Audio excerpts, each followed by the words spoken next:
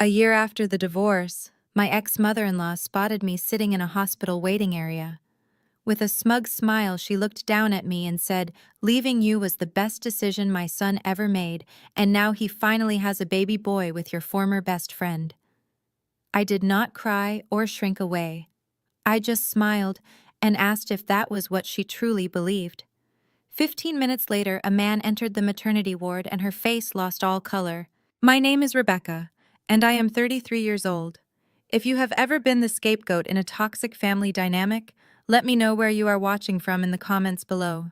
Please hit that like button and subscribe to see exactly how I dismantled their perfect illusion." It was a rainy Tuesday morning in Chicago. I was sitting in the VIP lounge of Northwestern Memorial Hospital.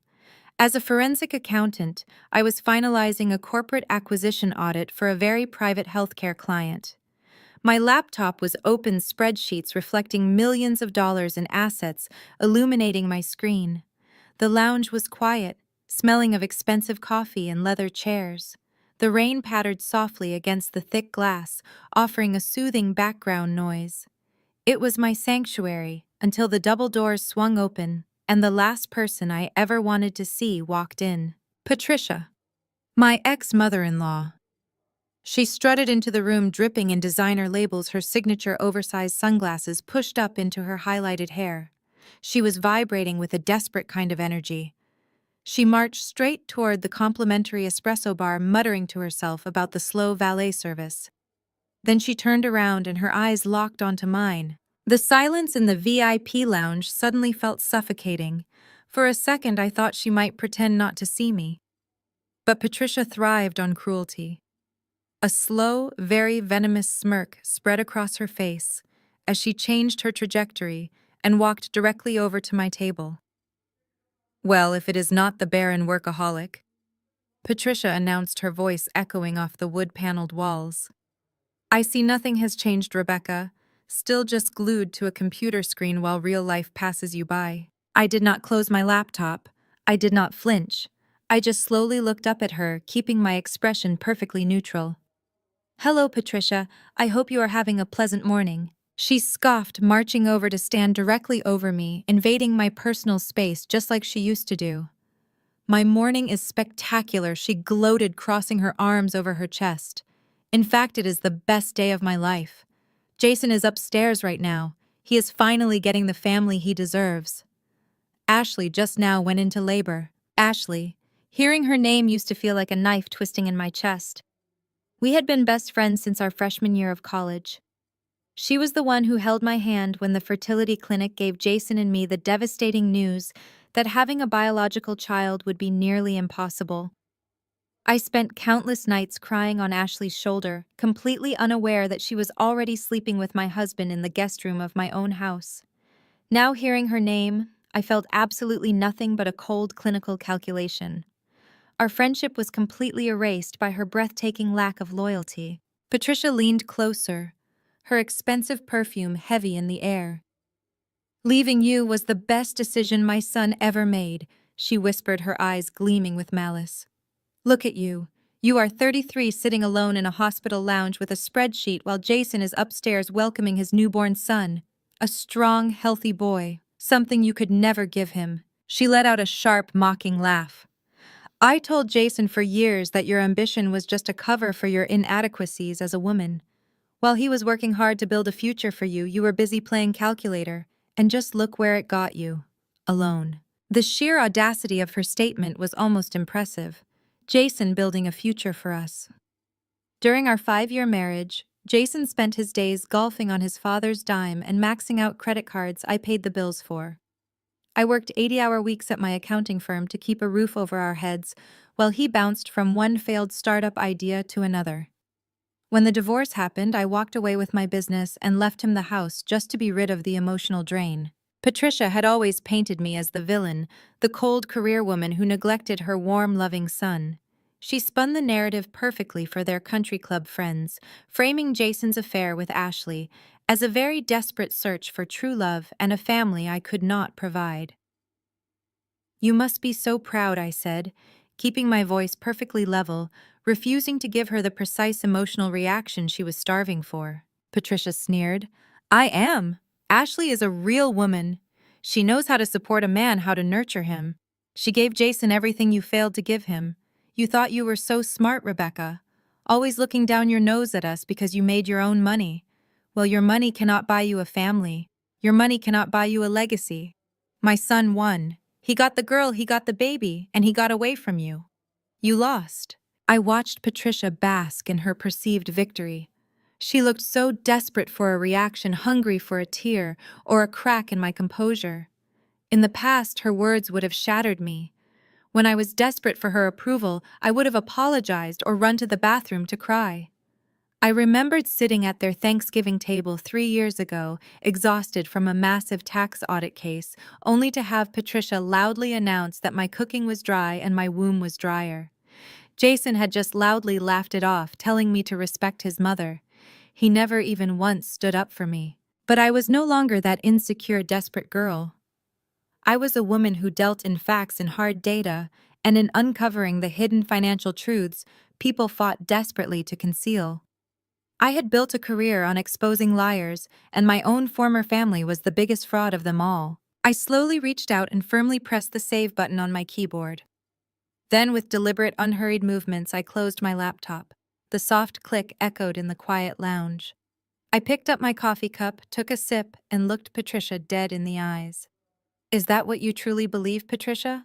I asked, my voice barely above a whisper, yet still sharp enough to cut glass. She frowned, clearly thrown off balance by my lack of distress. "What is that supposed to mean?" "It means you have a fascinating capacity for self-deception," I replied smoothly. "You always have. You see a very successful son. I see a man who cannot pay his own cell phone bill without his father's trust fund. You see a loving new family. I see a house built entirely on lies." She slammed her hand on the small glass table next to my chair, causing my coffee cup to rattle against its saucer. "Do not you dare speak about my son that way. You are just bitter.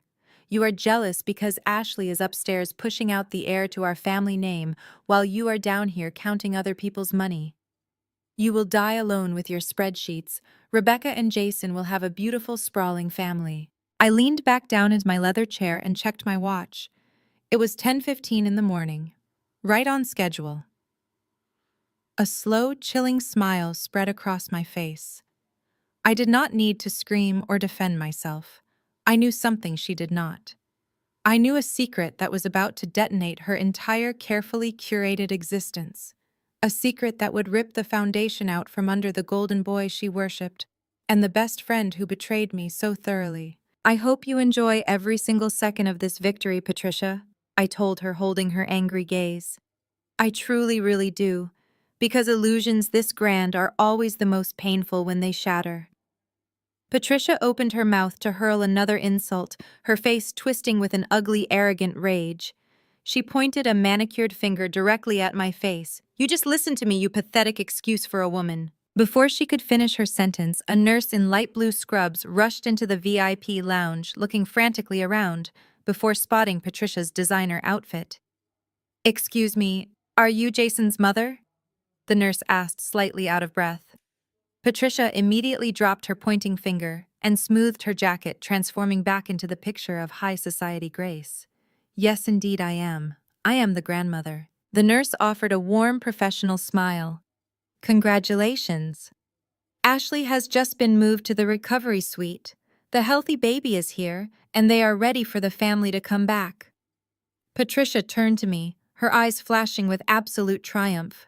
She leaned down, whispering so that only I could hear. "Enjoy your spreadsheets, Rebecca. I am going to go meet my grandson." She spun on her heel and strutted toward the double doors, a foolish woman completely convinced she had just won the ultimate war. I stayed seated in my chair, picking up my coffee cup once more. I took another slow sip, letting the bitter taste wash over my tongue. I was not upset. I was not broken. In fact, I was looking forward to the next 15 minutes more than anything in my entire life. I had planned this exact moment for over a year, waiting in the shadows. Because I knew exactly who was about to walk out of those delivery suite doors, and I knew that Patricia's world was about to be burned completely to absolute ashes. I stood up slowly, smoothing the invisible wrinkles from my skirt. If you will excuse me, Patricia, I would not want to miss the grand reveal. I walked out of the lounge, keeping a leisurely pace, allowing her to strut ahead. I watched her practically skip down the corridor toward the maternity ward, her designer heels clicking rhythmically against the linoleum. She was already practicing her fawning grandmother routine, adjusting her expression to project maximum joy for whoever might be watching. I followed her around the final corner, just as the heavy double doors of the delivery suite swung open. Patricia threw her arms wide, a triumphant cry of, "There is my beautiful family," already forming on her lips. But it was not Jason who walked through those doors. It was Richard, Patricia's husband of 35 years, the powerful, terrifyingly cold patriarch of the family who controlled every cent they spent. He was not wearing the ecstatic expression of a proud new grandfather. His face was carved from granite. He stepped into the hallway flanked not by nurses, but by his personal estate lawyer, a sharp-suited man carrying a thick leather briefcase. Patricia froze her arms, dropping awkwardly to her sides. "Richard? What are you doing here? Where is Jason? Where is the baby?" Richard stopped a few feet away from her. He did not smile. He did not reach out to comfort his wife. He raised a single sheet of paper in his right hand. It had the distinct, unmistakable letterhead of a private DNA testing facility.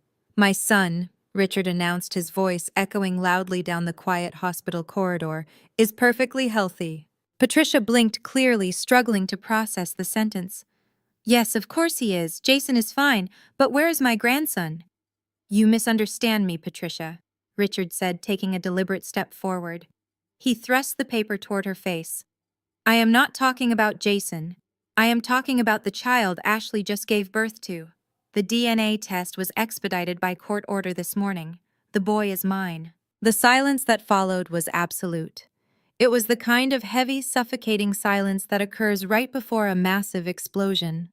I stood a few yards away, leaning casually against the nurse's station, watching the exact moment Patricia's entire reality fractured into a million jagged pieces. She stared at the paper, then at her husband. Her mouth opened, but no sound came out. The realization hit her like a physical blow. Ashley had not been sleeping with Jason to secure her place in the family. Ashley had gone straight to the top of the food chain. She had been sleeping with Richard, bypassing the useless son to secure the father's fortune directly. "No," Patricia finally whispered, shaking her head violently. "No, that is impossible. That is Jason's baby. They are in love. They are building a life together." "They are building nothing," Richard corrected her, his tone devoid of any empathy. "Ashley approached me 8 months ago. She was quite transparent about Jason's inability to provide the lifestyle she desired. She offered an alternative arrangement, an heir for my estate, and a very generous financial settlement for her." Patricia's face lost all color, turning a sickly, ashen gray. "You slept with your son's girlfriend under my roof." "I secured my legacy," Richard stated as if discussing a corporate merger. "Jason is a weak, incompetent fool who has squandered every opportunity I handed him. He could not even manage to give me a legitimate grandchild with Rebecca. I simply took matters into my own hands to ensure the family assets are passed down to competent blood."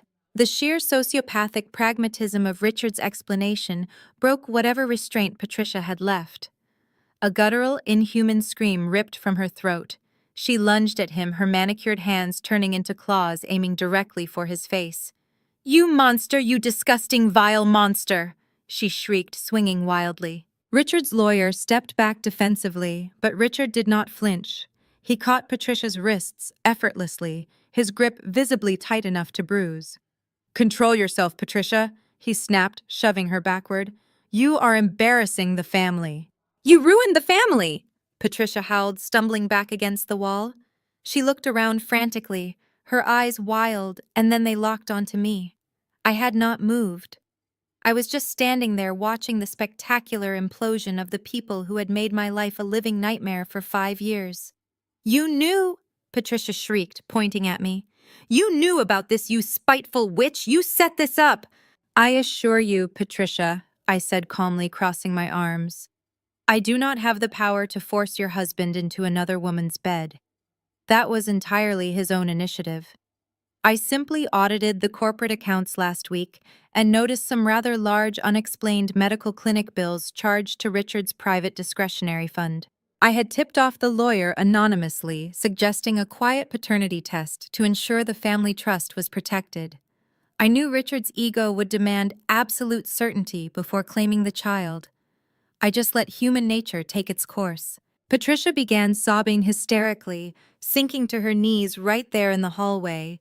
Her designer dress pooled around her as she wept, not for the betrayal of her marriage, but for the utter destruction of her social standing.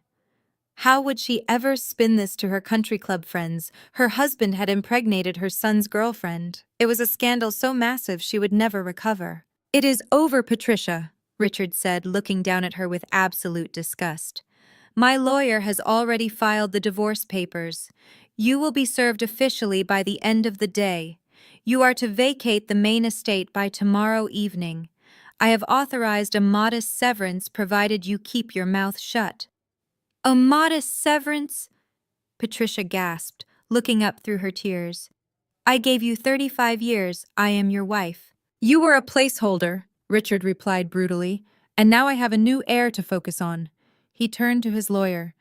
"Make sure the trust documents are updated immediately. Cut Jason out entirely. I will not have my wealth squandered on a man who cannot even recognize when he is being played by a gold digger." Before Richard could turn back toward the delivery suite, the sound of rapid, heavy footsteps echoed down the adjacent corridor. Jason came sprinting around the corner. He was wearing a slightly rumpled suit, clearly having rushed from whatever pointless lunch meeting he had pretended was work. In his hand, he clutched a massive bouquet of bright blue balloons that read, "It's a boy," in shiny silver letters. He had a goofy, triumphant grin plastered across his face. "Mom? Dad," Jason yelled, waving the balloons as he jogged toward us. "Did I miss it? Is he here? Is my son here?" He skidded to a halt, the smile sliding off his face as he took in the scene. He saw his mother weeping hysterically on the floor, her makeup ruined. He saw his father standing over her looking furious and impatient. He saw the lawyer holding a stack of legal documents. And finally, he saw me standing quietly in the background, a silent observer to his impending doom. Jason dropped the balloons. They bobbed uselessly against the ceiling. "What is going on?" he demanded, his voice dropping an octave in panic. "Mom, why are you on the floor? Where is Ashley? Where is my baby?" Nobody answered him for a long moment. Patricia just sobbed louder, burying her face in her hands. Richard adjusted his tie, looking at his son with the same contempt he usually reserved for incompetent employees. "Tell him, Richard," I said softly, breaking the silence. "Tell Jason about his beautiful new family." Jason whipped his head toward me, anger immediately flaring in his eyes. "What are you doing here, Rebecca? Did you come to ruin this for me? Are you that jealous?" "I am not jealous, Jason," I replied, my voice steady. "I am just here to witness the truth finally coming to light." Jason marched toward his father, ignoring me. "Dad, seriously, what happened? Is Ashley okay? Is the baby okay?" Richard looked at his son, his expression completely devoid of paternal warmth. "Ashley is fine. The baby is fine. But he is not your son, Jason." Jason froze. He blinked rapidly, clearly struggling to comprehend the words. "What? That is ridiculous. Of course he is my son. We have been together for almost a year. We planned this." "She planned it," Richard corrected harshly. "She planned to secure a permanent place in this family's wealth. She knew you were broke, Jason. She knew you relied entirely on my allowance, so she came directly to the source." Richard held up the DNA test again. "The boy is mine. You have been playing house with my mistress." I watched Jason's face contort. First came confusion, then disbelief, and finally a devastating, soul-crushing realization. The color drained from his skin, leaving him looking sickly and hollow. He staggered backward a step, his mouth opening and closing silently. "You," Jason stammered, looking from the paper to his father's cold face. "You slept with Ashley. You slept with the woman I loved." "I ensured my legacy," Richard stated, completely unbothered by his son's agony. something you were clearly incapable of doing. Now, if you will excuse me, I have a son to meet." Richard turned on his heel and walked back into the delivery suite, the heavy doors closing firmly behind him, shutting Jason out completely. The lawyer offered a brief, pitying nod before following his client. Jason stood alone in the hallway, staring at the closed doors. His breathing became erratic, his chest heaving as the reality of his father's betrayal settled over him. He looked down at his mother still weeping on the floor, and then he looked at me. "This is your fault," Jason suddenly yelled, turning his anger entirely on me. It was his classic defense mechanism. Blame Rebecca. Make Rebecca the villain. "You did this, you poisoned them against me." He took a step towards me, his fists clenched. "You could never give me a child, and now you are trying to ruin the one chance I had at a real family." I did not step back. I stood my ground, staring into the eyes of the man who had lied to me, cheated on me, and belittled me for 5 long years. "I didn't ruin anything, Jason," I said, my voice echoing clearly in the hallway. "You ruined it yourself." Jason stared at me with very wide, panicked eyes. His mouth hung open slightly as the weight of my words collided with the horrifying scene in front of him. His hands began to shake. He lost his grip on the massive bouquet of bright blue balloons he had brought to celebrate the birth of his supposed son. The shiny mylar balloons drifted away, their metallic ribbons sliding through his limp fingers. They hit the sterile hospital ceiling with a soft rustle, hovering uselessly above us. Jason slowly turned his head away from me, his breathing shallow and rapid, and looked directly at his father, seeking some form of comfort. He loudly demanded that Richard immediately tell him this was all just a terrible, utterly sick joke. He begged his father to explain that Ashley was simply confused or that the doctors had made some massive clerical error. Richard did not blink. Richard stood tall and immaculate in his tailored charcoal suit, looking at Jason as if his own son were nothing more than a bad investment he had finally decided to liquidate. Richard explained the timeline with absolute ruthless precision. He stated that Ashley had approached him privately at his corporate office barely 2 months after Jason had finalized our divorce. Richard detailed how Ashley had been completely transparent about her intentions. She obviously knew Jason was completely financially dependent and deeply incompetent. She offered Richard a healthy biological heir to carry on the family name in exchange for a massive offshore trust fund established entirely in her name.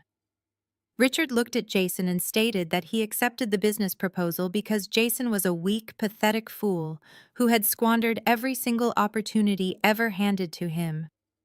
Richard said he needed a competent heir to secure his legacy, and Jason had proven he was thoroughly incapable of providing anything of value. Jason shook his head violently from side to side. He stubbornly refused to believe the humiliating truth being presented to him. He started pacing the wide hospital hallway, his breathing becoming heavy and ragged. Looking for an easy target to absorb his rapidly escalating panic, he turned his anger entirely toward me. It was his classic defense mechanism. Whenever Jason felt inadequate, he always made me his scapegoat. He pointed a trembling finger at my face and yelled that I was a bitter, jealous liar. He screamed that Ashley truly loved him because he was a real virile man. Jason brought up our painful divorce right there in the maternity ward corridor. He reminded his father and the gathering crowd of nurses that I was the broken one in the marriage. He shouted that I was completely barren. He said I was an absolute failure as a wife because my body was defective. He threw those cruel words at me like heavy stones, desperately trying to regain his shattered masculinity by publicly stepping on my deepest past trauma. He puffed out his chest, claiming Ashley chose him because she wanted a strong man to give her a family. I listened to his pathetic rant, remembering the exact day he handed me those divorce papers. We had been standing in the kitchen of the home I paid for. He had actually invited his mother over for moral support that day. I remembered how Patricia had smiled radiantly from the kitchen island while Jason told me he needed a real woman who could actually give him a legacy. I had cried until I could barely breathe that afternoon. But today, standing in this hospital looking at this weak man, I felt absolutely nothing but a brilliant, icy clarity. I looked down at Patricia, who was still slumped on the floor, weeping over the loss of her precious social standing. The contrast between her smug arrogance on the day of my divorce and her current pathetic state was truly poetic. I took a slow, deep breath and stepped away from the nurse's station. I calmly reached down and unclasped the brass latch of my leather briefcase. The sharp metal click cut clearly through Jason's frantic, aggressive shouting. I reached my hand inside the dark leather compartment and securely gripped a thick, heavy, securely sealed manila folder. The folder was packed with certified medical documents, specialized laboratory results, and comprehensive expert analyses. I pulled it out and held it up for a moment, letting the bright fluorescent lights illuminate the printed logo of the expensive fertility clinic we had attended together 5 years ago. I walked directly into Jason's line of sight, forcing him to stop his erratic pacing. I looked at his sweaty, panicked face, watching his eyes dart toward the familiar logo on the envelope. I raised the folder slightly, and then let it slip from my fingers. The heavy envelope fell through the air and hit the polished floor right at his leather shoes with a loud, incredibly satisfying thud. The sound echoed down the corridor, silencing Jason instantly. I looked him dead in the eye, stripping away every ounce of warmth I had ever held for him. "Remember when you handed me divorce papers and told our entire family I was broken because I could not give you kids?" I said, ensuring my voice carried down the hall with absolute authority. "That is your medical file, Jason. You are entirely sterile." I watched the last remaining drops of color instantly drain from his face as the heavy words finally registered in his brain. I calmly explained that I had kept the devastating secret for years, purely to protect his incredibly fragile ego. The head doctors at the fertility clinic had given me the final test results privately because they had witnessed his explosive temper during our previous consultations. They warned me about his volatile nature. The detailed laboratory reports confirmed that he had an absolute 0% sperm count. His condition was permanent, irreversible, and entirely untreatable by modern medicine. I stood tall and told him that I willingly took the horrific blame for our complete infertility because I loved him back then and wanted to protect his pride from total devastation. I allowed his mother to mock me. I allowed his friends to pity me. I carried the heavy burden of being the broken wife. But he chose to use my loving sacrifice to humiliate me. He chose to divorce me in the cruelest way possible, and he chose to immediately sleep with my absolute best friend to prove a manhood he never actually possessed in the first place. Jason stared at the manila folder on the floor as if it were a venomous snake. With trembling, uncoordinated hands, he slowly fell to his knees beside his weeping mother. He ripped open the heavy seal and pulled out the thick stack of medical papers. He frantically flipped through the pages, his eyes scanning the highlighted laboratory reports and the final undeniable doctor's conclusions. His hands shook violently as the absolute truth of his own biological inadequacy stared back at him in stark black and white. His entire identity as a virile, successful man was completely obliterated. Every boast he had ever made, every cruel insult he had hurled at me, every ounce of arrogant pride he possessed was built on a massive lie that I had silently maintained for his benefit. I watched his ego shatter into dust right there on the hospital floor. But instead of showing an ounce of remorse or apologizing for the years of horrific abuse he had put me through, Jason's face twisted into a remarkably ugly mask of pure, unadulterated rage. He looked up at me from his knees and screamed that this was all my fault. He loudly blamed me for making him look like an absolute fool in front of his powerful father. He blamed me for Ashley's brutal betrayal, claiming that if I had just told him the truth, he never would have trusted her. Patricia, who had been loudly sobbing on the floor beside him, suddenly snapped.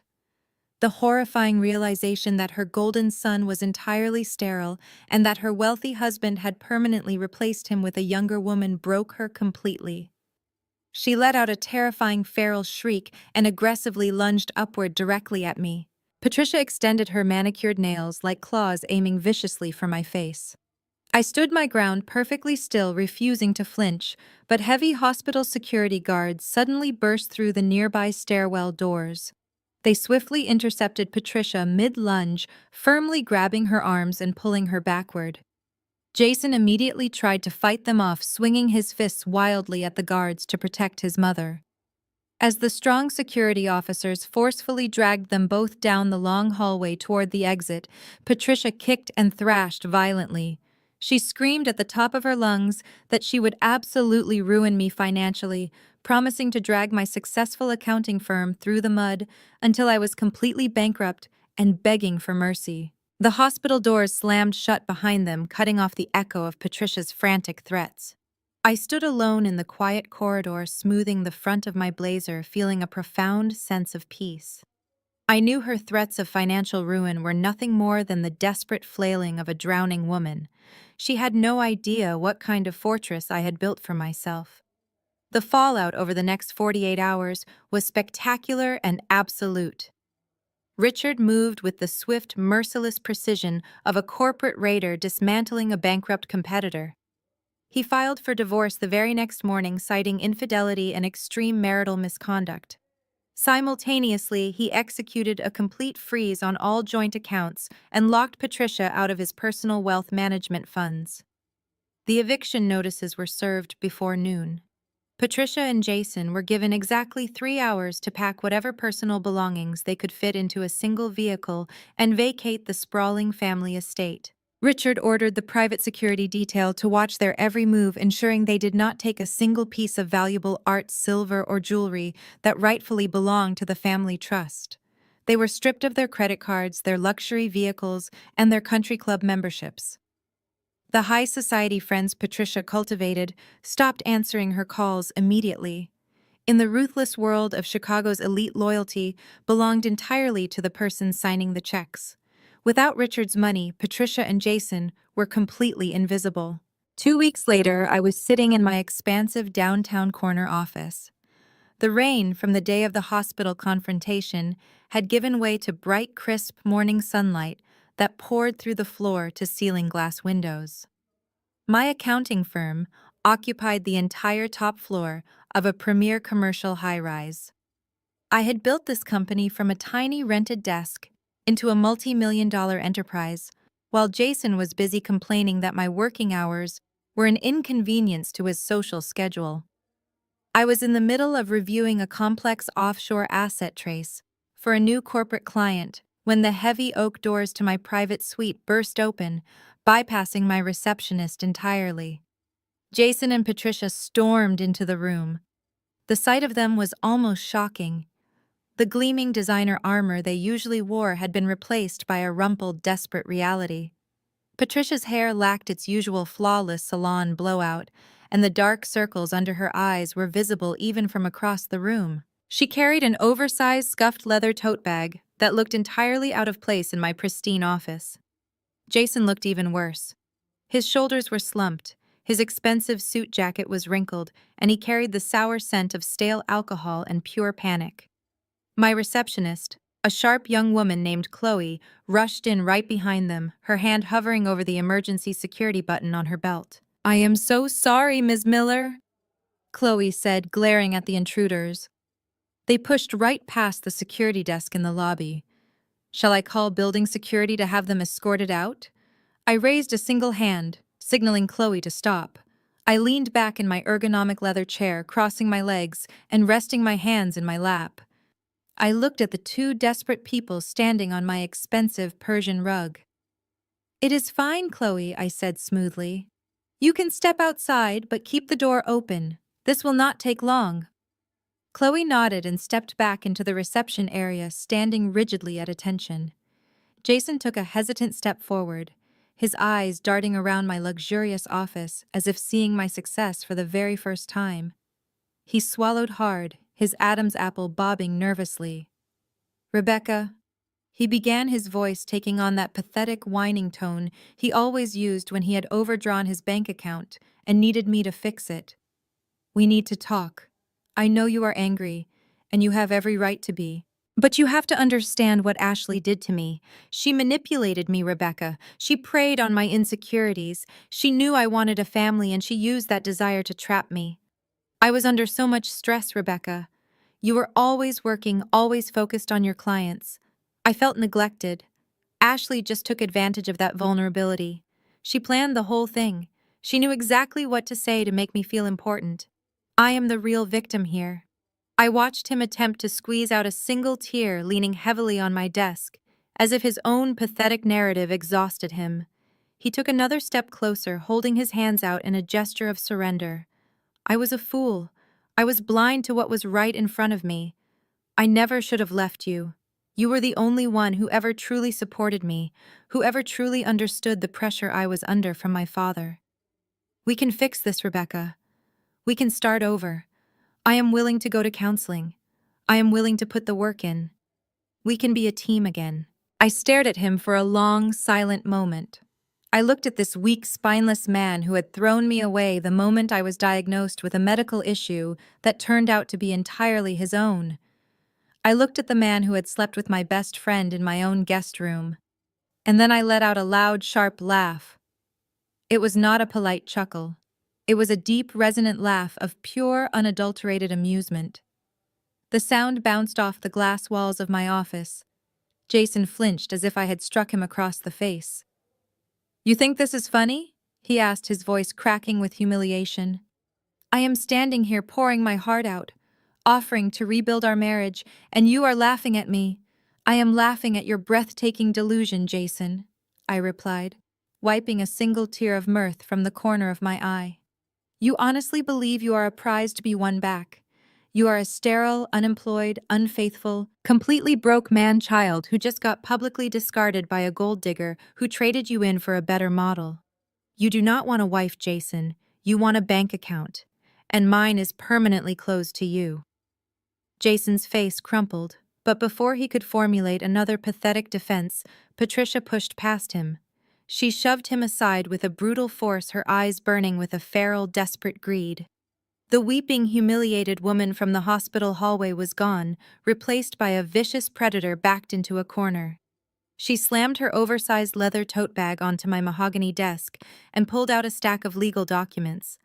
"Enough of this pathetic groveling, Jason." Patricia snapped, her voice sharp and commanding. She slammed the stack of papers down right on top of my open audit file. "We are not here to beg for your forgiveness, Rebecca. We are here to collect what is rightfully ours.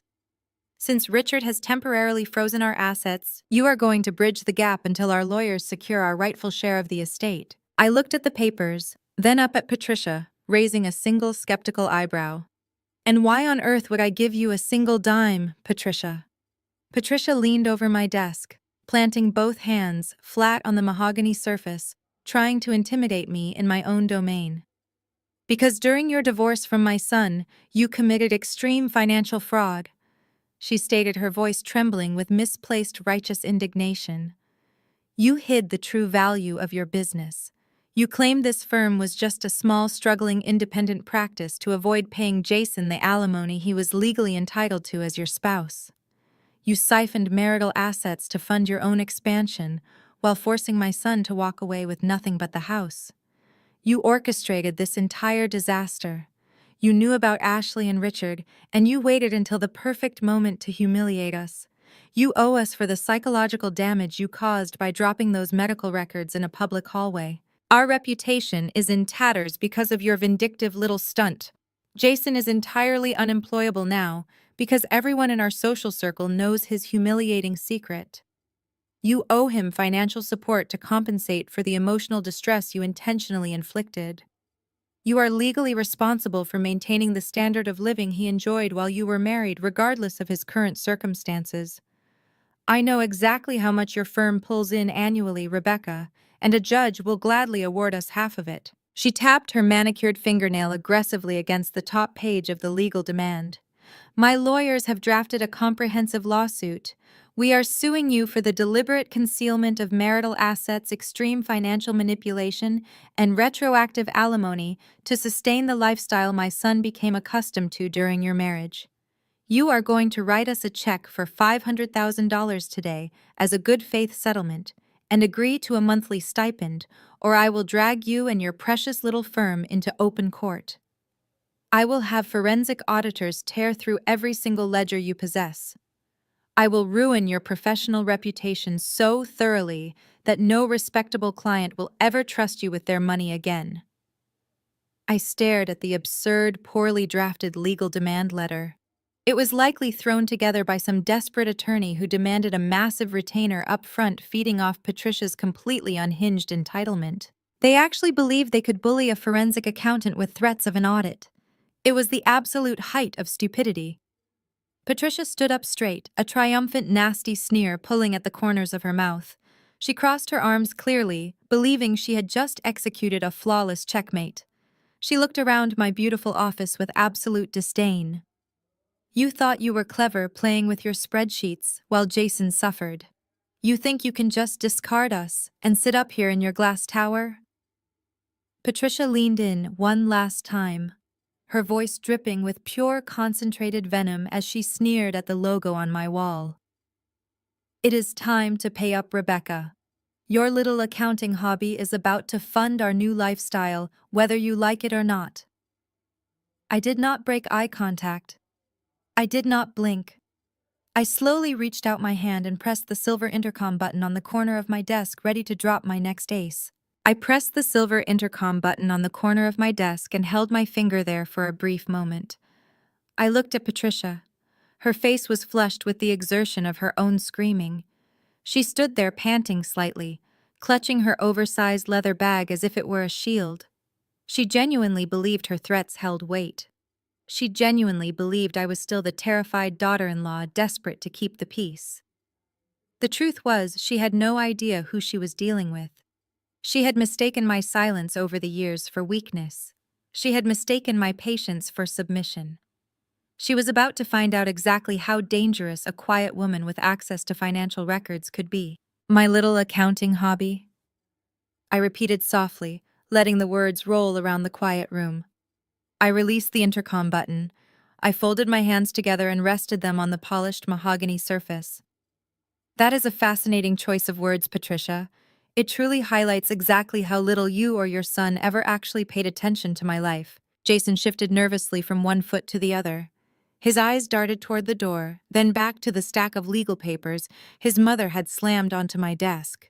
He opened his mouth to speak, but I raised my hand, silencing him instantly. Let us talk about that little hobby, I said, keeping my voice perfectly calm and conversational. Let us talk about the 5 years I spent married to you, Jason. I remember waking up at 4 in the morning every single day. I remember drinking stale coffee and sitting at the tiny laminate desk in our spare bedroom, grinding through tax codes and forensic audits until my vision blurred. I remember missing holidays, skipping vacations, and working 80 hours a week just to build a client base. I sacrificed my youth, my health, and my peace of mind to ensure this company succeeded. And where were you during those 80-hour weeks, Jason? Jason swallowed hard.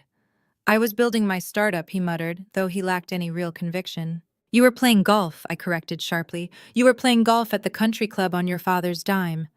You were taking 2-hour lunches with your fraternity brothers to discuss business ideas that never materialized into a single cent of revenue. You were maxing out the credit cards that I paid off at the end of every month. I built my firm drop by drop, client by client, while you complained that I was not spending enough time curating the perfect domestic life for you. You never once asked about my business. You never once offered to help. Patricia scoffed, rolling her eyes. Oh, please. Spare us the martyr routine, Rebecca. You ran a glorified bookkeeping service, and now that you are suddenly doing well for yourself, you owe my son half. You hid your income during the divorce. You played us all for fools, and now it is time to pay the piper. I smiled. I did not hide a single thing during the divorce, Patricia. Every financial disclosure was submitted legally and transparently to the court. Jason simply never bothered to look at the financial disclosures his own lazy attorney signed off on. If he had actually read the paperwork instead of rushing to finalize the divorce so he could publicly parade Ashley around, he would have noticed the business valuation. But he was too busy celebrating his false victory to read the fine print. I stood up slowly and walked around to the front of my desk, leaning back against the heavy wood. I crossed my arms and looked directly into Jason's eyes. My little hobby Jason is now a premier forensic accounting firm. We hold exclusive contracts with 3 major hospital networks and 2 multinational shipping conglomerates. We employ over 50 top-tier accountants. The firm you ignored for 5 years is currently valued at $20 million. The silence that fell over the room was absolute. The number hung in the air, heavy and undeniable. I watched the exact moment the information bypassed Jason's panic and struck the deepest, darkest core of his parasitic nature. His greed. The despair over losing Ashley, the humiliation of his father's betrayal, all of it vanished instantly. His eyes dilated. A sudden hungry light illuminated his features. $20 million.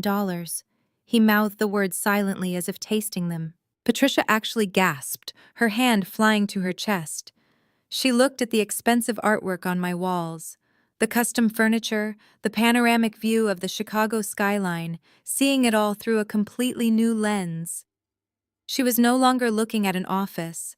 She was looking at a bank vault she desperately wanted to crack open. Her eyes widened as she took in the sheer magnitude of the wealth surrounding her. "That is right, Patricia," I said smoothly. $20 million, and growing every single quarter.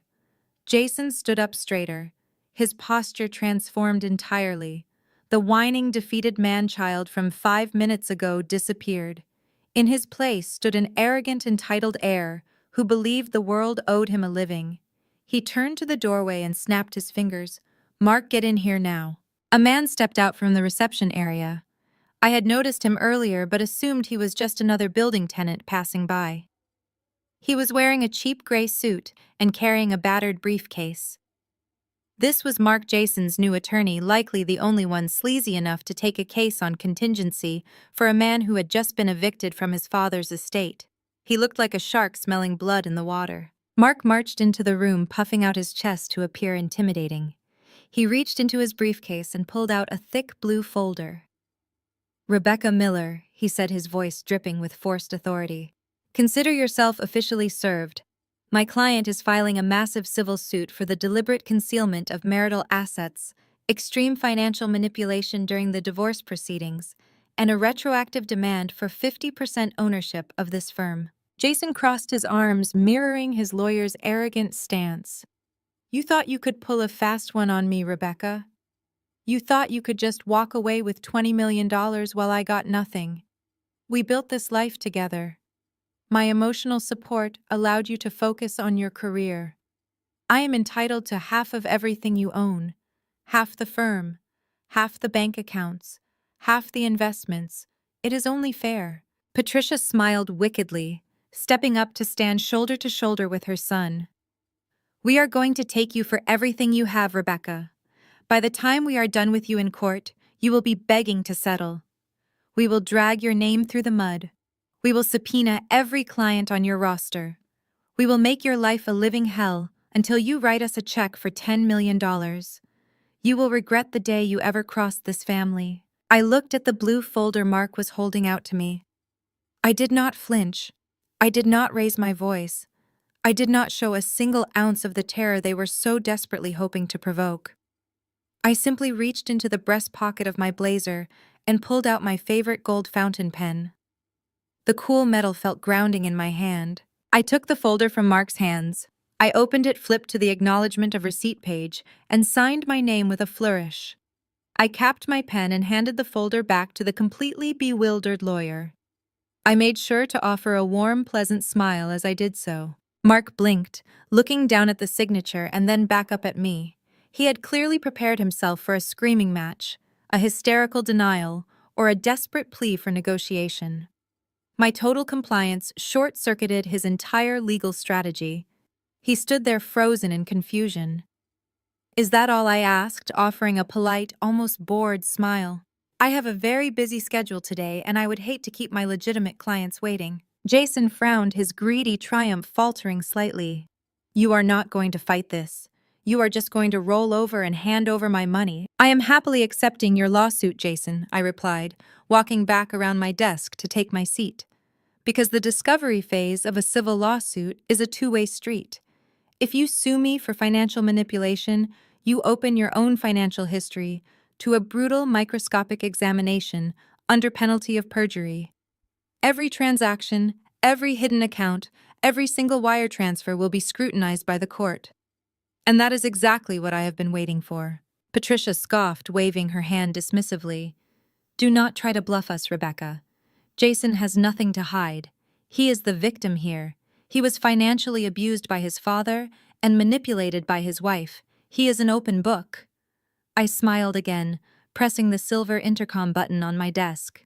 Chloe, I said clearly, my voice projecting into the reception area. I kept my finger firmly pressed on the button. Yes, Ms. Miller. Chloe answered instantly through the speaker. Please contact our courier service immediately. I instructed, keeping my eyes locked on Jason's increasingly nervous face. I need you to send file T-49 directly to the Enforcement Division of the Internal Revenue Service. And please send the duplicate copy to our contacts at the Securities and Exchange Commission. Mark it as highly urgent and require a signature upon delivery. Right away, Ms. Miller. The courier is on standby. I released the button. The atmosphere in the room shifted so violently it was almost palpable. The smug, triumphant sneers melted off Patricia and Jason's faces, replaced by a sudden, freezing dread. I enjoyed the sheer terror spreading across their faces. Even Mark, the cheap lawyer, took a hesitant step backward, his eyes darting toward the heavy oak doors as if calculating the quickest escape route. Jason swallowed hard, his voice dropping to a nervous whisper. What did you just do? What is file T-49? I leaned forward, resting my elbows on the mahogany desk, and gave him the coldest, most genuine smile I had offered all day. Just a little hobby project of mine, Jason, I said softly. See you at the deposition. 3 weeks later, the air inside the downtown legal deposition room felt entirely sterile and freezing cold. The heavy mahogany table dominated the space, separating me from the three people who believed they were about to destroy my life. Jason sat directly across from me, wearing a sharply tailored navy suit that I knew he had purchased using his mother's emergency credit card. He exuded an air of absolute, arrogant confidence. He honestly believed that simply showing up to this legal proceeding guaranteed him a $10 million payout. Sitting to his right was Mark, his aggressively cheap attorney, who was currently organizing a massive stack of heavily highlighted papers. Mark looked like a man who had already spent his anticipated contingency fee in his head, already picturing a brand new sports car. In the corner of the room, positioned slightly behind her son, like a proud stage mother, sat Patricia. She had her legs elegantly crossed at the ankles and held a designer coffee cup, a smug, venomous smirk plastered permanently across her perfectly contoured face. She was here to witness my execution, eagerly anticipating my complete financial ruin. The court reporter sat at the head of the table, her fingers poised over the stenography machine, ready to capture every single word spoken on the official record. I sat alone. I did not bring outside legal counsel. As a premier forensic accountant who specialized in high-asset divorces and corporate fraud, I knew the law surrounding marital assets better than the man sitting across from me ever could. I placed my sleek leather briefcase on the table and folded my hands neatly in my lap. I was perfectly comfortable. I was exactly where I wanted to be. Mark cleared his throat loudly, attempting to establish dominance over the room. He clicked his pen and stared at me with narrowed eyes, puffing out his chest to project an authority he did not possess. Let the record show that the defendant, Rebecca Miller, is representing herself in this matter, Mark stated for the court reporter. Ms. Miller, we are here today to discuss the blatant and malicious concealment of marital assets during your divorce from my client, Jason. You have admitted that your accounting firm is currently valued at $20 million. Yet during the divorce proceedings finalized 8 months ago, you listed the business value at a mere fraction of that amount. You intentionally defrauded my client out of millions. I kept my voice absolutely even, devoid of any emotional inflection. I valued the firm based on the exact revenue it generated at the time of the filing. I replied clearly. The massive corporate contracts that skyrocketed the firm's valuation were signed and executed 3 months after a judge finalized our absolute divorce decree. Jason had zero legal claim to future earnings generated entirely after the dissolution of our marriage. Furthermore, Jason's own legal representation reviewed my financial disclosures and signed off on them without requesting a single independent audit. Mark slammed his hand down on the table, a pathetic theatrical gesture meant to intimidate me. That is completely irrelevant. You knew those massive contracts were pending. You deliberately rushed the divorce to cut my client out of his rightful share. My client was left completely destitute while you sat on a gold mine. Mark turned to Jason, prompting him to speak for the official record. Jason, please state your exact financial standing at the time of the divorce for the court reporter. Jason sat up straighter, adjusting his silk tie. I was completely dependent on marital funds. Jason testified, his voice dripping with practiced victimhood. I had zero independent assets. I trusted Rebecca to handle all of our finances because I was focused on building my startup. She controlled every penny. When she filed for divorce, I walked away with nothing but my personal belongings and my car. I was left financially ruined, while she secretly plotted to keep millions of dollars for herself. I looked at Jason, allowing a tiny razor-sharp smile to touch my lips. Are you stating under penalty of perjury that you walked away from our marriage with absolutely no hidden assets, Jason? I asked him directly. Are you swearing on the official legal record that you took nothing else from our joint marital estate? Jason scoffed, looking at me with pure disgust. Of course I am swearing to that. I took absolutely nothing. You left me with nothing. You are the only liar in this room, Rebecca. You are the one who hides money. Patricia let out a loud, highly exaggerated sigh from her corner chair. This is a complete waste of time, Mark, she interrupted, her voice echoing in the sterile room. She is just trying to stall. Force her to settle so we can all go home and put this ugly chapter behind us. I ignored Patricia entirely. I kept my eyes locked on Jason. I wanted to watch his face as his entire manufactured reality completely collapsed. I reached out and slowly opened my leather briefcase. The brass latches clicked sharply in the quiet room. I pulled out a single thick, officially stamped legal document. I placed it flat on the mahogany table and slid it smoothly across the polished wood directly toward Mark and Jason. Mark frowned, picking up the document. He adjusted his glasses and began to read the first page. Within 5 seconds, the aggressive, arrogant posture completely drained from his body. His face went entirely pale. He looked from the paper to Jason, his eyes wide with sudden, terrifying realization. What is it? Jason demanded, snatching the paper out of his lawyer's hands. He stared at the bold black text at the top of the page. He read the words aloud, his voice dropping an octave in pure confusion. Secondary mortgage agreement. That is correct, Jason. I stated, my voice ringing out with absolute crystal clarity. That is a secondary mortgage taken out on our primary marital home.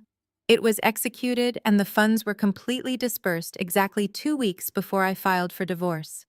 It is a loan secured against the equity of the house, taken out for the exact amount of $1 million. Jason stared at the paper, his mouth opening and closing silently. A thick, suffocating silence descended over the room. Patricia stood up from her chair in the corner, her coffee cup rattling slightly in her trembling hand. She took a step toward the table, her eyes darting between her son and the document. What are you talking about? Patricia demanded, her voice shrill with rising panic. $1 million! I did not authorize this! Jason suddenly shouted, throwing the paper back onto the table. This is a trick. This is another one of your accounting tricks, Rebecca. You took out $1 million loan on the house and you are trying to blame me. Mark, look at the signature page. Mark scrambled to grab the document, frantically flipping to the very last page. He pointed a trembling finger at the bottom line. He let out a harsh, desperate breath of relief. My client is right, Mark stated loudly, trying to regain his footing in the room. The signature on the primary borrower line clearly belongs to Rebecca Miller. Your name is on the debt, Ms. Miller. You took out this loan. You just incriminated yourself on the official record. I did not flinch. I did not break eye contact with Jason. I simply reached back into my briefcase and pulled out a second, significantly thicker folder. I placed it on the table. The signature on that mortgage document spells out my name. I agreed smoothly. However, I did not sign it. I slid the second folder across the table. It came to rest right on top of the mortgage agreement. Mark hesitated for a fraction of a second before opening it. Inside that folder, you will find a comprehensive 70-page report from a court-certified handwriting expert. I explained, my voice steady and completely relentless.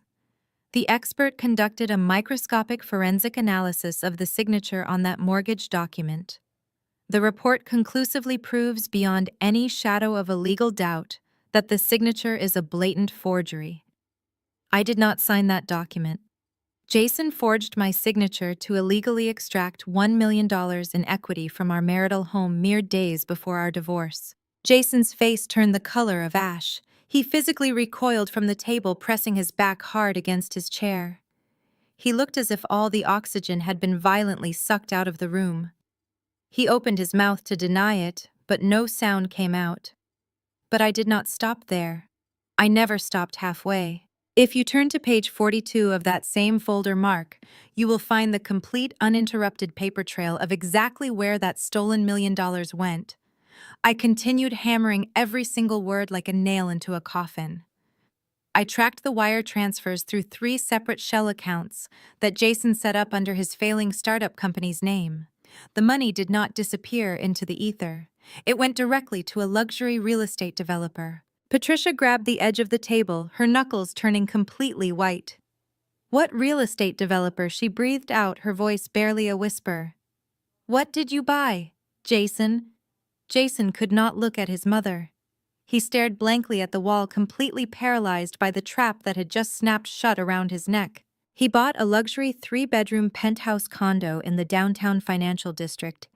I answered for him, making sure the court reporter captured every single syllable. And he did not put the deed in his own name. He placed the deed entirely in the name of his mistress. He stole $1 million of marital assets using a forged signature that constitutes massive bank fraud to buy Ashley a luxury apartment right before he divorced me. Mark literally dropped the folder. The papers scattered across the mahogany table. He stared at his client with a look of absolute professional horror. He knew exactly what this meant. Jason had just committed perjury on the official record, and he was staring down the barrel of a federal bank fraud indictment. Jason slowly turned his head toward me. His eyes were completely bloodshot, filled with a wild, cornered desperation. He looked like a man standing on the trapdoor of a gallows. "What was that file you sent to the IRS in your office?" Jason asked, his voice cracking violently. "What is file T-49? I picked up my gold fountain pen and slid it back into my blazer pocket. I looked at the man who had ruined 5 years of my life and smiled. "Just a little hobby project of mine," I replied cheerfully. "See you at the deposition." The stark, sterile environment of the downtown legal deposition room felt like a carefully constructed battlefield. The heavy mahogany table separated me from the 3 people who genuinely believed they were about to destroy my life. Jason sat across from me wearing a tailored navy suit purchased using his mother's emergency credit card. He exuded an air of absolute arrogant confidence, believing that showing up guaranteed him a massive payout. Sitting to his right was Mark, his aggressively cheap attorney, organizing a stack of highlighted papers. In the corner, positioned behind her son, like a proud stage mother, sat Patricia. She had her legs elegantly crossed and held a designer coffee cup, a smug smirk plastered across her face. She was here to witness my execution, eagerly anticipating my complete financial ruin. The court reporter sat at the head of the table, her fingers poised over the stenography machine, ready to capture every word spoken on the official record. I sat alone. I brought no outside counsel. As a premier forensic accountant specializing in high-asset divorces and corporate fraud, I knew the law surrounding marital assets better than the men sitting across from me ever could. I placed my leather briefcase on the table and folded my hands. I was exactly where I wanted to be. Mark cleared his throat loudly, attempting to establish dominance. He clicked his pen and stared at me, puffing out his chest to project an authority he did not possess. Let the record show that the defendant, Rebecca Miller, is representing herself, Mark stated for the court reporter. He leaned forward, tapping his pen aggressively against his legal pad. Ms. Miller, we are here today to discuss the blatant concealment of marital assets during your divorce from my client. You have openly admitted that your accounting firm is currently valued at $20 million. Yet during the proceedings finalized 8 months ago, you listed the business value at a mere fraction of that amount. You intentionally defrauded my client out of millions. I kept my voice absolutely even. I valued the firm based on the exact revenue it generated at the time of the filing. I replied clearly. The massive corporate contracts that skyrocketed the firm's valuation were signed and executed 3 months after a judge finalized our absolute divorce decree. Jason had no legal claim to earnings generated after the dissolution of our marriage. Furthermore, Jason's own legal representation reviewed my financial disclosures and signed off on them without requesting a single independent audit. Mark slammed his hand down on the table, a pathetic theatrical gesture meant to intimidate me. That is completely irrelevant. You knew those massive contracts were pending. You deliberately rushed the divorce to cut my client out of his rightful share. My client was left completely destitute while you sat on a gold mine. Mark turned to Jason, prompting him to speak for the official record. Jason, please state your exact financial standing at the time of the divorce for the court reporter. Jason sat up straighter, adjusting his silk tie. I was completely dependent on marital funds.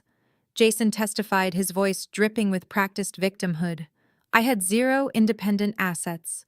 I trusted Rebecca to handle all of our finances because I was focused on building my startup. She controlled every penny.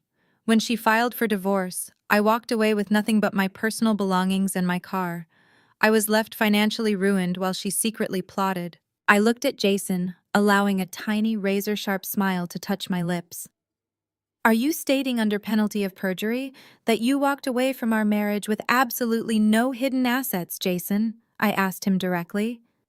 Are you swearing on the official legal record that you took nothing else from our joint marital estate? Jason scoffed, looking at me with pure disgust. Of course I am swearing to that. I took absolutely nothing. You left me with nothing. You are the only liar in this room, Rebecca. You are the one who hides money.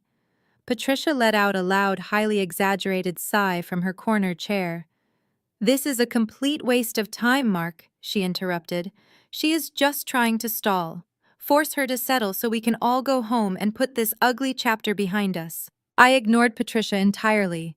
I kept my eyes locked on Jason. I wanted to watch his face as his manufactured reality collapsed. I reached out and slowly opened my leather briefcase. The brass latches clicked sharply. I pulled out a single thick, officially stamped legal document. I placed it flat on the mahogany table and slid it smoothly directly toward Mark and Jason. Mark frowned, picking up the document. He adjusted his glasses and began to read. Within 5 seconds, the arrogant posture completely drained from his body. His face went pale. He looked at Jason, his eyes wide with sudden realization. What is it? Jason demanded, snatching the paper out of his lawyer's hands. He stared at the bold black text at the top of the page. He read the words aloud, his voice dropping an octave in pure confusion. Secondary mortgage agreement. That is entirely correct, Jason, I stated, my voice ringing out with absolute clarity. That is a secondary mortgage taken out on our primary marital home.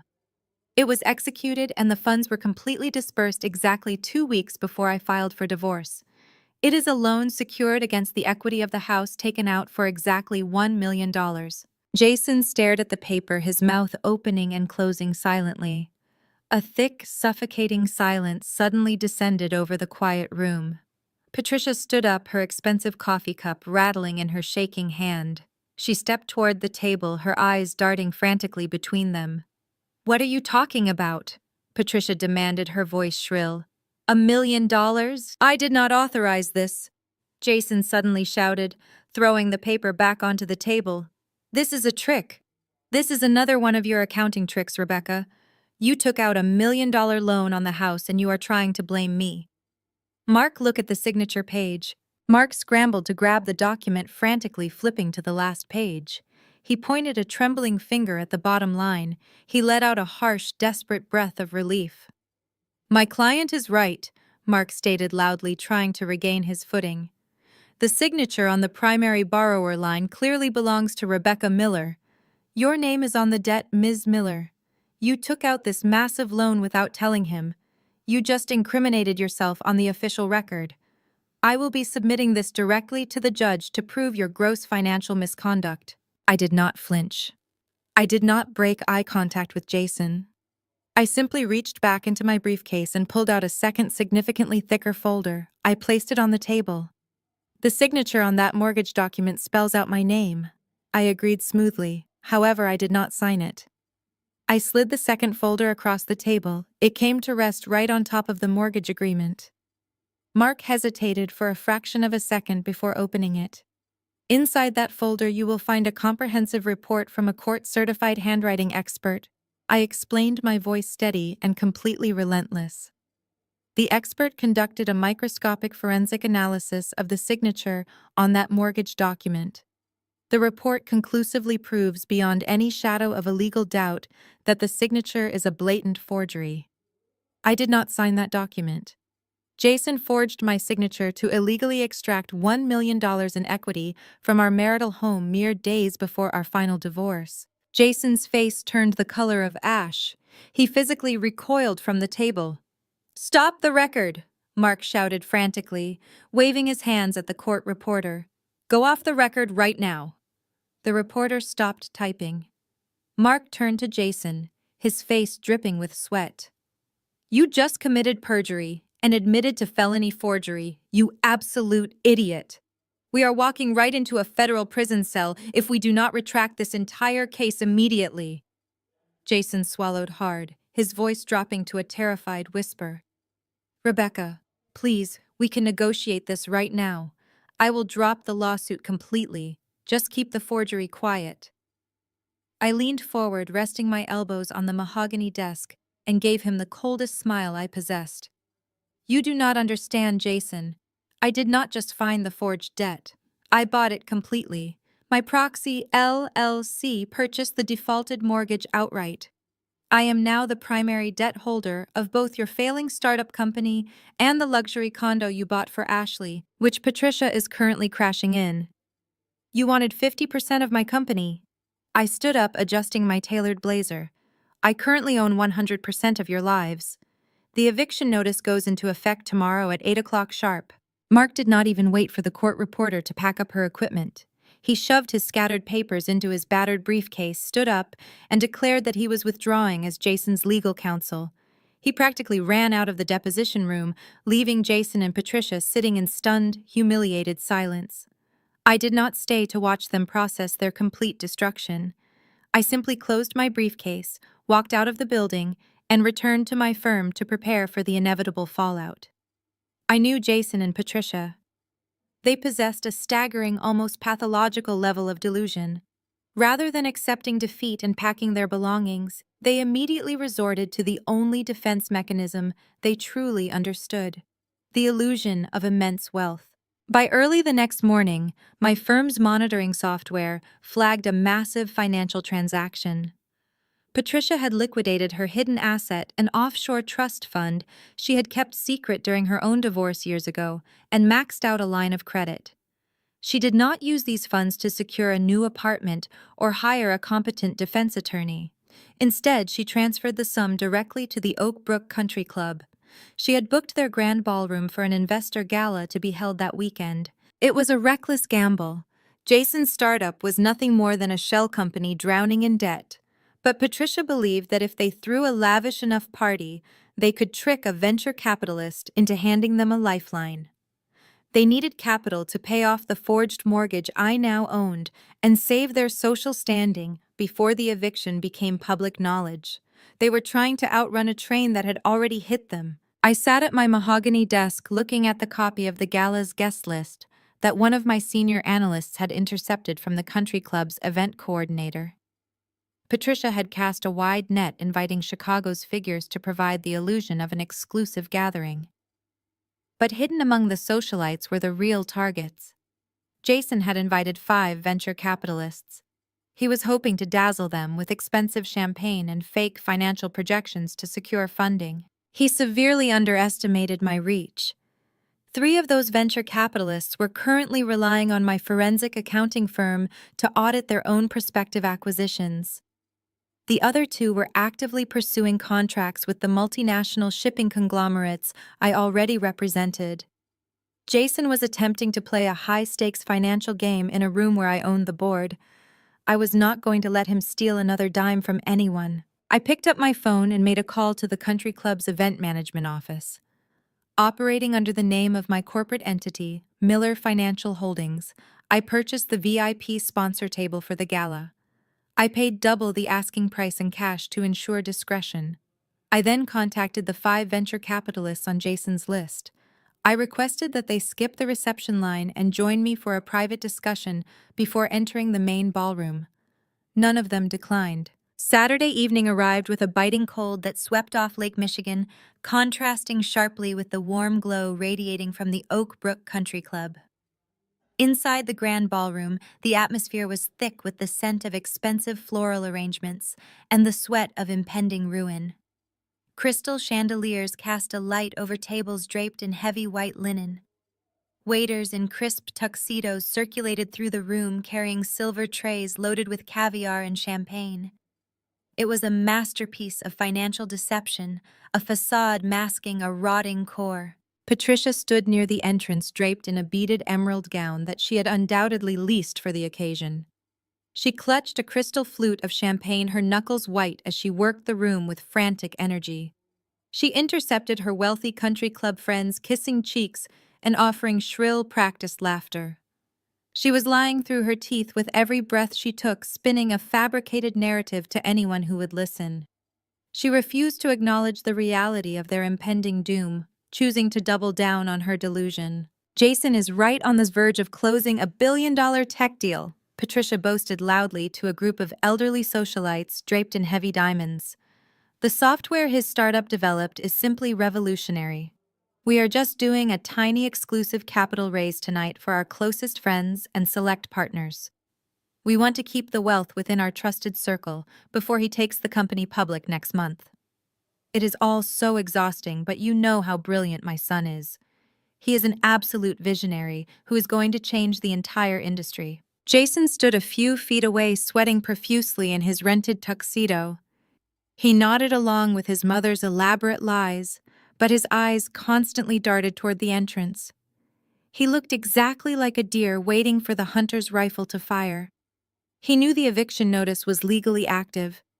He knew that by Monday morning, the local sheriff would be forcibly removing his belongings from the luxury condo his mistress was currently occupying.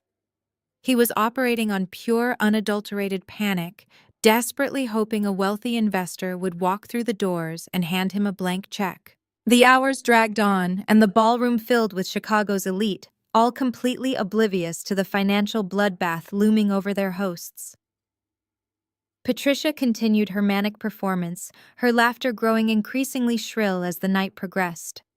Jason paced nervously near the bar, downing his 3rd glass of scotch. He kept checking his expensive watch, his panic visibly mounting.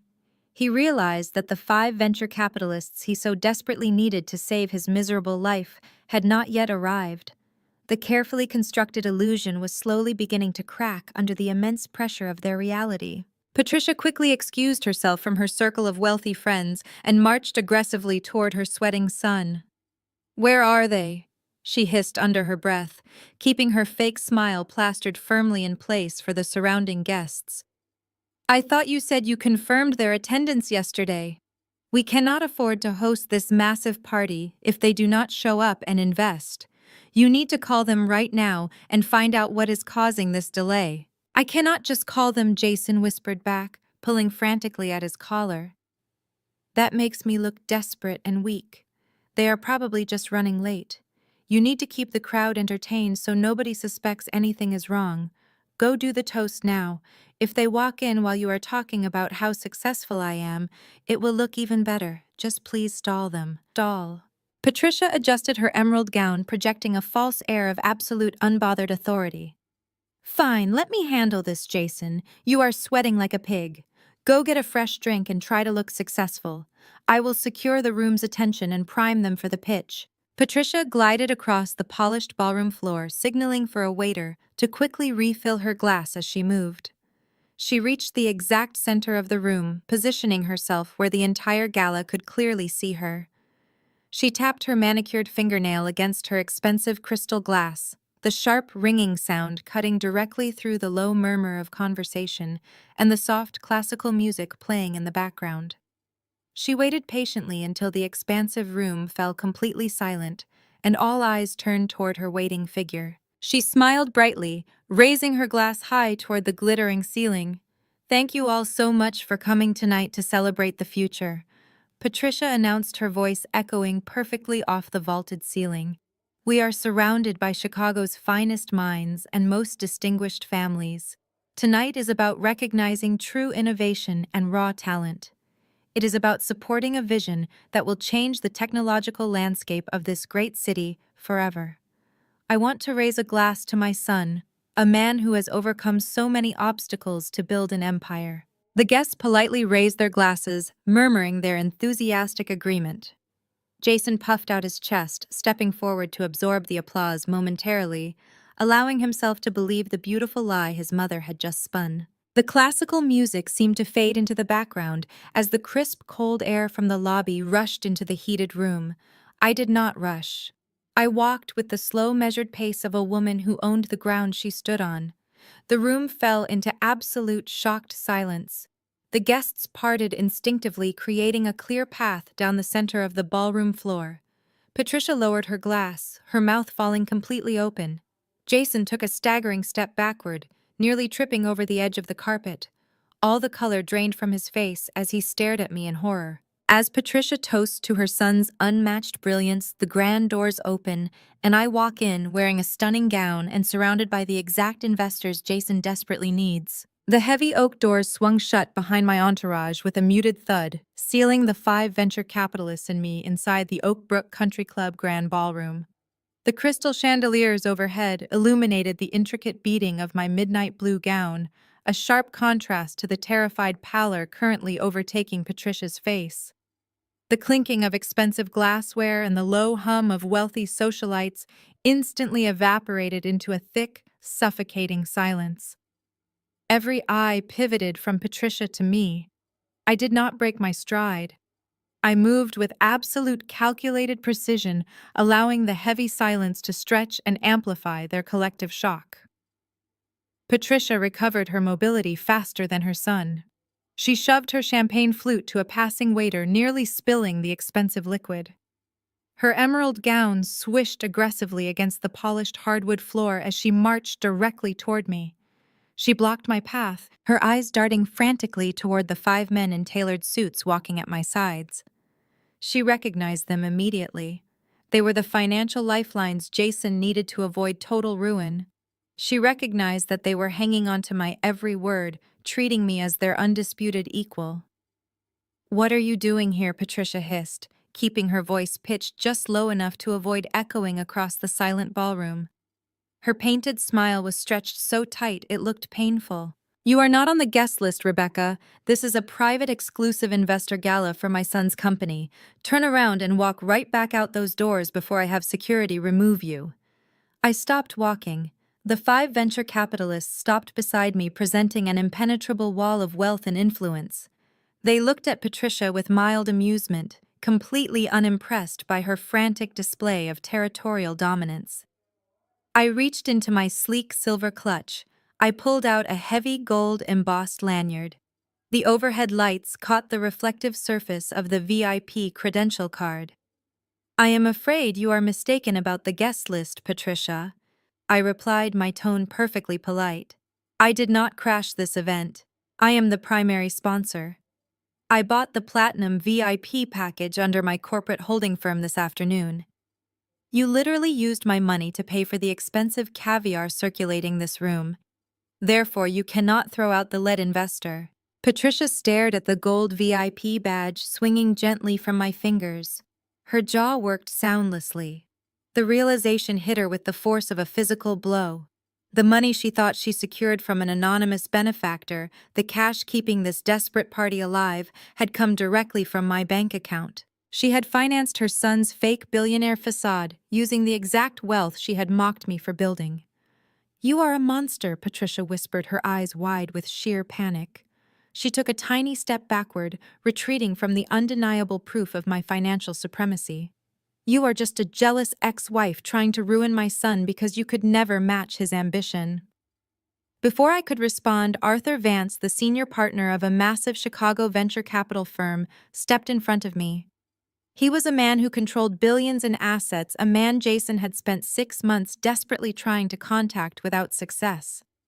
Arthur looked down at Patricia with a look of absolute chilling indifference. "Excuse me," Arthur said, his deep voice carrying an authority that made Patricia flinch. "I believe you are speaking to the woman who just saved my firm $30 million last quarter. Ms. Miller's forensic accounting firm is the gold standard in this city. We do not make a single major investment without her explicit approval and rigorous financial vetting. So I highly suggest you watch your tone, because if she leaves, we all leave." Patricia stood completely frozen, paralyzed by the public reprimand from a man she desperately needed to impress. The social hierarchy of the room shifted instantly and violently. The wealthy socialites Patricia had been lying to all evening watched the interaction. They recognized power, and they saw that Patricia held absolutely none of it. Arthur turned back to me, his demeanor warming into a genuine smile. He extended his arm toward the center of the ballroom. "Shall we? Rebecca? You promised to walk me through the raw data on that shipping merger, and I am eager to hear your insights." "I would be delighted, Arthur," I replied, offering Patricia one final pleasant smile. "Excuse us, Patricia. We have legitimate business to discuss." I walked past her, leaving her standing alone near the entrance. The moment I moved into the main space, the room's dynamic transformed. The elite investors, lawyers, and high society figures abandoned Jason's carefully arranged display tables and flocked directly toward me. They recognized my entourage. They recognized the respect Arthur Vance afforded me. Within seconds, I was entirely surrounded by the most powerful people in Chicago. They offered business cards and sought my opinion on market trends. I held court in the absolute center of the room they had drained their last line of credit to rent. I answered their questions with sharp precision, demonstrating the exact financial brilliance Jason had ignored. I was in my element, commanding respect and attention effortlessly. Across the ballroom, I watched Jason and Patricia through the gaps in the crowd. They were completely isolated. The waiters, sensing the shift in power, prioritized the guests surrounding me, leaving Jason holding an empty glass. Patricia had retreated to a dark corner, her emerald gown suddenly looking cheap. They were forced to witness the brutal reality of their situation. The woman they treated like a glorified maid was now the undisputed center of gravity in their curated universe. Jason looked like a man watching his executioner sharpen the blade. He wiped sweat from his forehead with his trembling hand. He knew his fake financial projections would never hold up to my scrutiny. Any venture capitalist in this room would consult me before giving him a dime. I had effectively embargoed his entire company without lifting a finger. My reputation alone was enough to vaporize his fraudulent claims. The event coordinator stepped up to the microphone on the small stage. She tapped the microphone, drawing the crowd's attention away from my circle. "Ladies and gentlemen," the coordinator announced cheerfully, completely unaware of the psychological warfare playing out. "Please take your seats. We are ready to begin the keynote presentation. I give you the founder and visionary behind our featured startup, Jason Miller." The applause was agonizingly polite. It lacked the roaring enthusiasm Patricia had paid for. The investors surrounding me slowly moved toward the rows of chairs, arranged facing the stage, carrying their drinks and low conversations with them. Jason forced himself to walk toward the stage. His steps were heavy, lacking the arrogant swagger he had displayed at the deposition. His navy suit looked too tight, restricting his breathing. He climbed the 3 short steps to the platform, gripping the edges of the wooden podium. He looked out at the sea of wealthy faces, desperately searching for a friendly expression. He found me instead. I did not sit in the back. I did not blend into the middle rows. I walked directly to the front and center.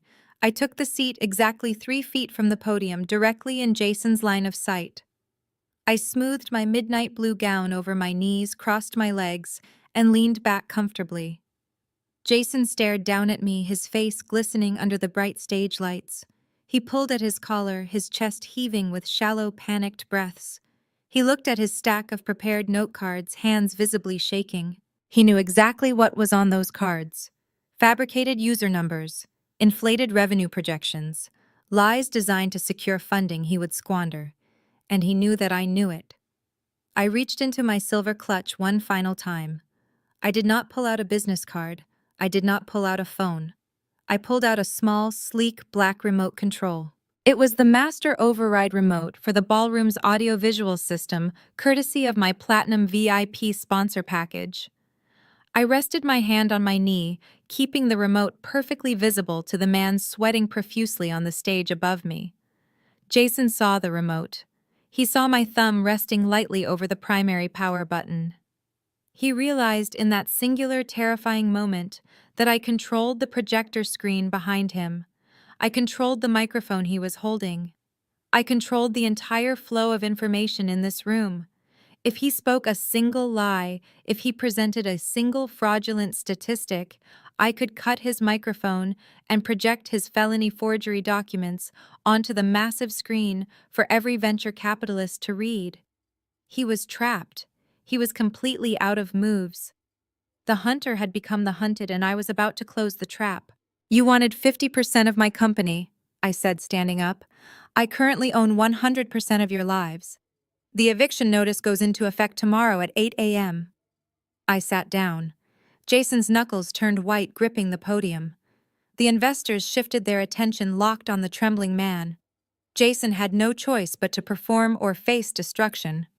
He swallowed hard, adjusted his microphone, and forced a shaky smile. "Welcome," Jason began, his voice cracking. He cleared his throat.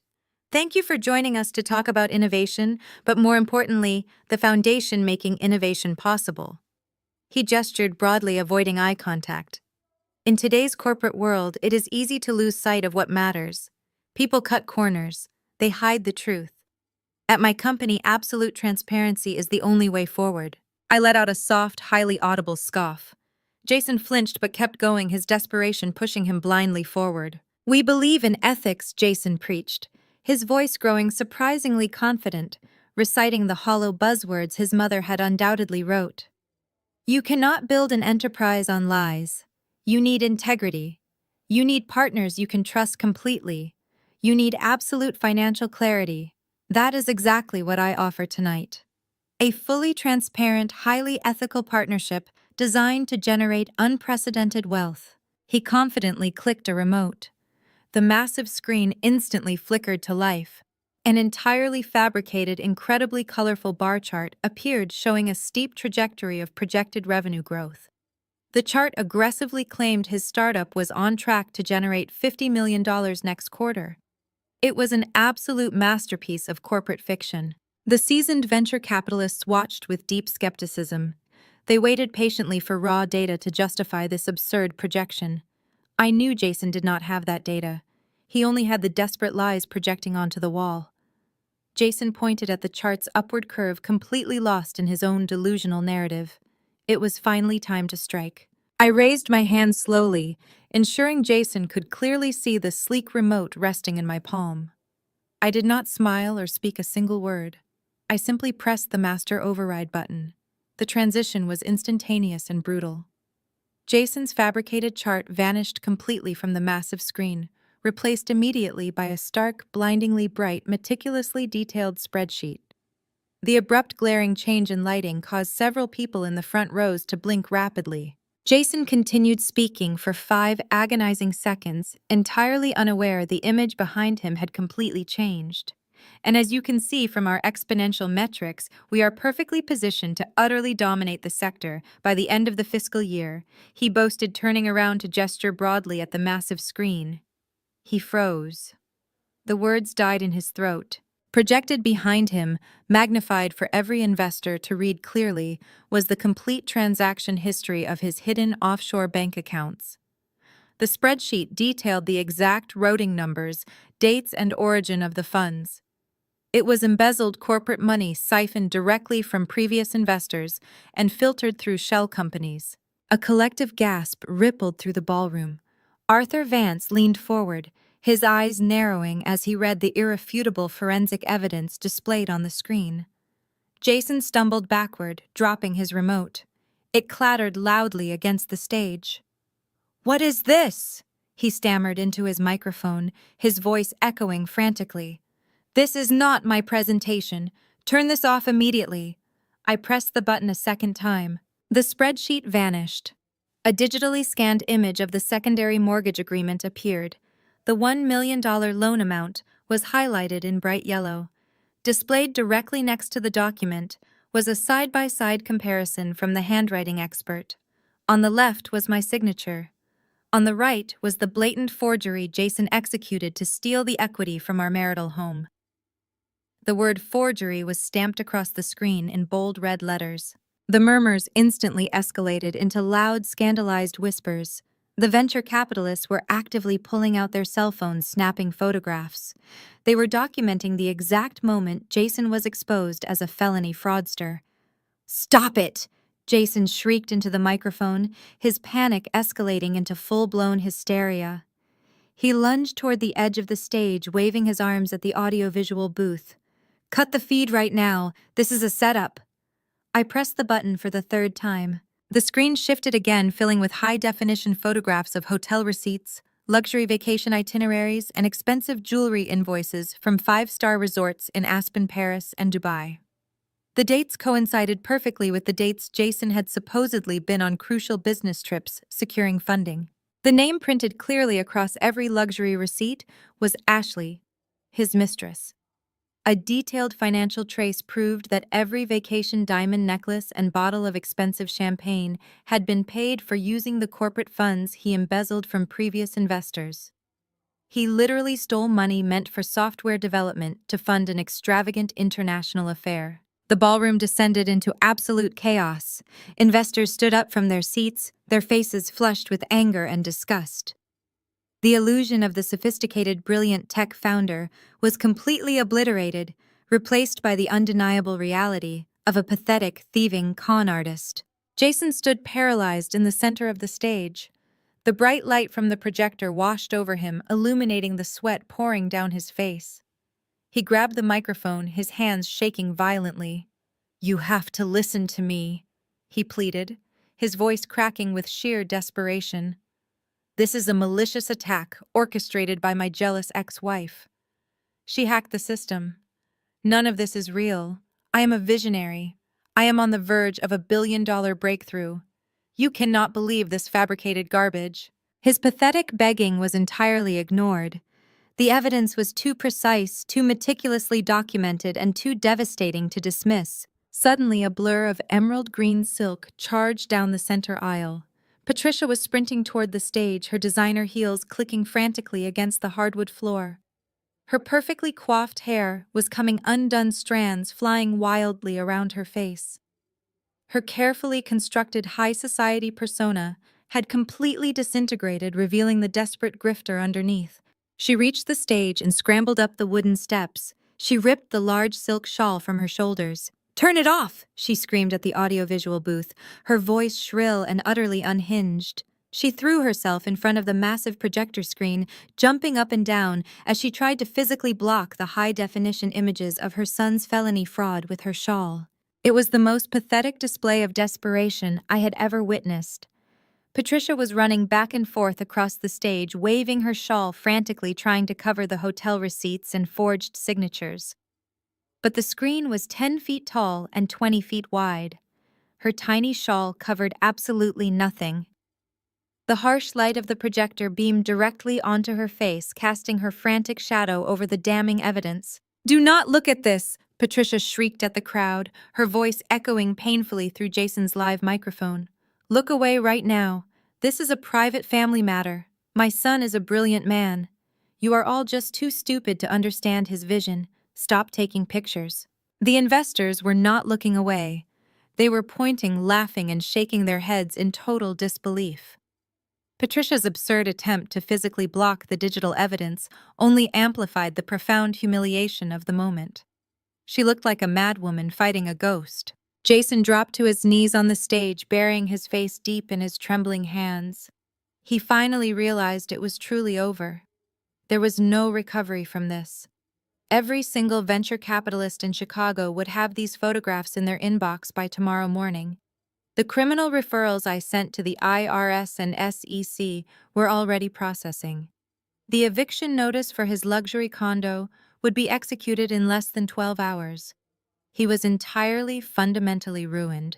I sat perfectly still in the front row watching the total destruction of the two people who had tried to discard me. I did not feel pity. I did not feel sympathy. I felt the cold, hard satisfaction of absolute justice. I had taken their greatest weapon, their false societal image, and turned it into the exact instrument of their execution. The room was a cacophony of shouting investors, snapping camera shutters, and Patricia's shrill, frantic screaming from the stage. Security guards were finally rushing down the side aisles, completely unsure of who they were even supposed to detain. The chaos was absolute and overwhelming, a beautiful symphony of complete societal ruin playing out entirely by my design. Then, cutting through the noise with the force of a physical blow, a booming voice echoed from the very back of the grand ballroom. "Turn the microphone back on." The sheer authority in the voice caused the entire room to fall instantly silent. The venture capitalists stopped taking pictures. Patricia froze on the stage, her silk shawl dropping limply to her side. Jason slowly lifted his head from his hands, his eyes wide with a brand new, specific kind of terror. I turned in my seat, looking back toward the heavy oak doors at the entrance of the ballroom.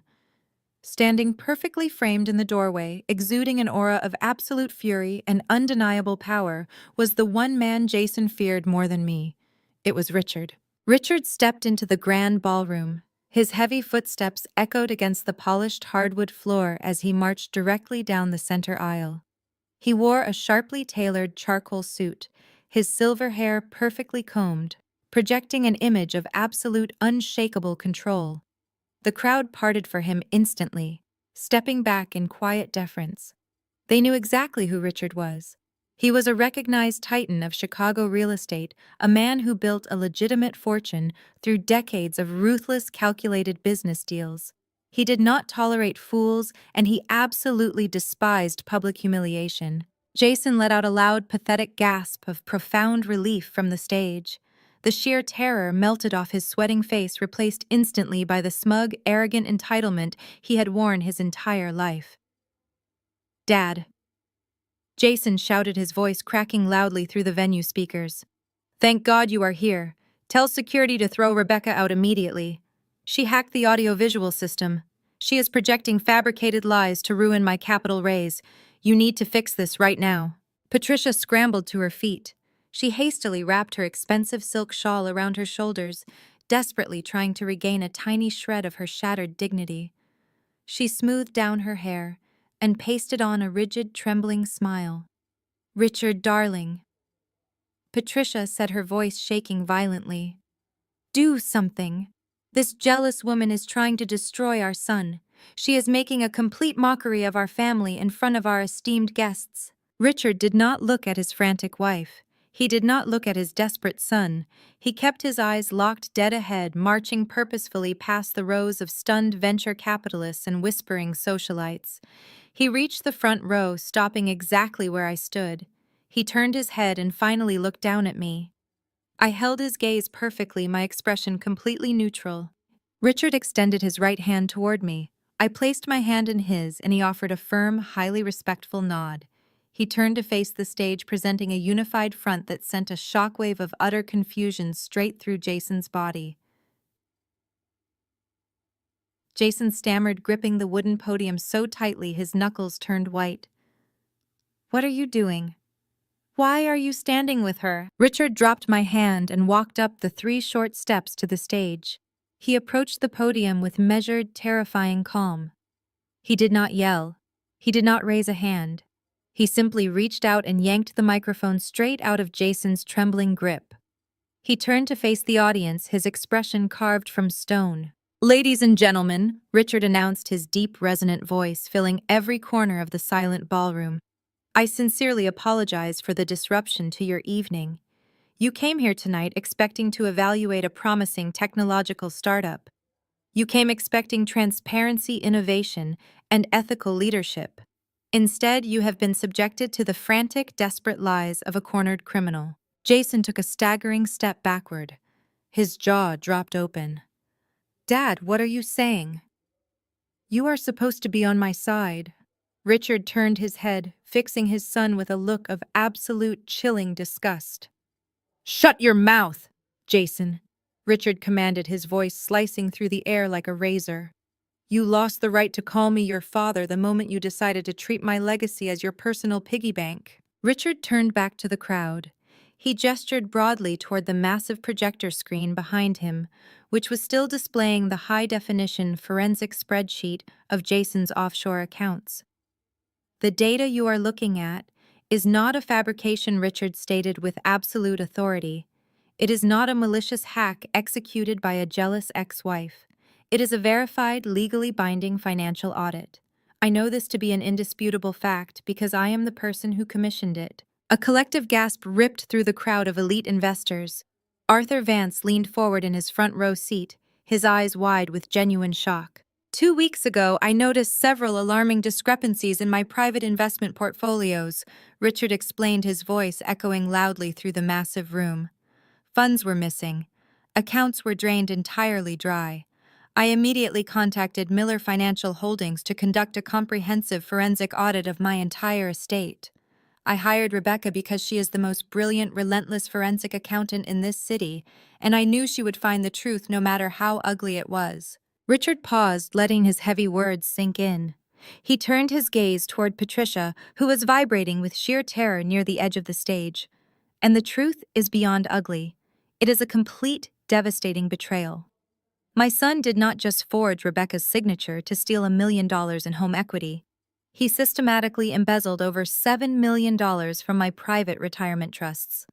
He funneled my money through the exact offshore shell companies you see projected on this screen. He used the fortune I built through decades of hard work to fund luxury vacations for his mistress, purchase sports cars, and finance this pathetic, hollow illusion of a startup company. Jason dropped heavily to his knees. He buried his face in his hands, letting out a loud, pathetic sob. It was alone, Jason whimpered, his voice muffled by his shaking fingers. I was going to pay you back as soon as I secured the venture capital tonight. I just needed seed money to get off the ground. I am a visionary. You are a thief! Richard roared, his iron composure finally cracking into pure, unadulterated rage. You are a lazy, entitled thief who thought you could steal from your own family and use this woman's brilliant firm to cover your tracks. You invited these respected venture capitalists here tonight to steal from them too. You were going to use their investments to replace the money you stole from me before I noticed it was entirely gone. Patricia let out a high-pitched, guttural scream. The reality of her total destruction finally registered in her brain. Richard had uncovered the undeniable truth. Her son was a felon. Her husband was publicly disowning them. The lavish lifestyle she had worshipped was gone, instantly vaporized in front of every wealthy socialite she had spent years desperately trying to impress. She snapped. Her fragile, manufactured reality collapsed completely, leaving behind nothing but pure feral rage. She turned her wild, bloodshot eyes toward me.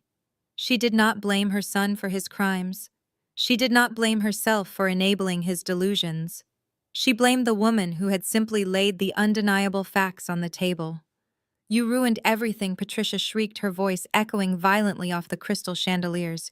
You did this to us. You tore my family apart. Patricia lunged. She scrambled off the stage, her expensive emerald gown tearing loudly as her heel caught on the wooden steps. She charged down the center aisle directly toward where I was standing in the front row. Her hands were curled into rigid claws, her face contorted into a terrifying mask of absolute hatred.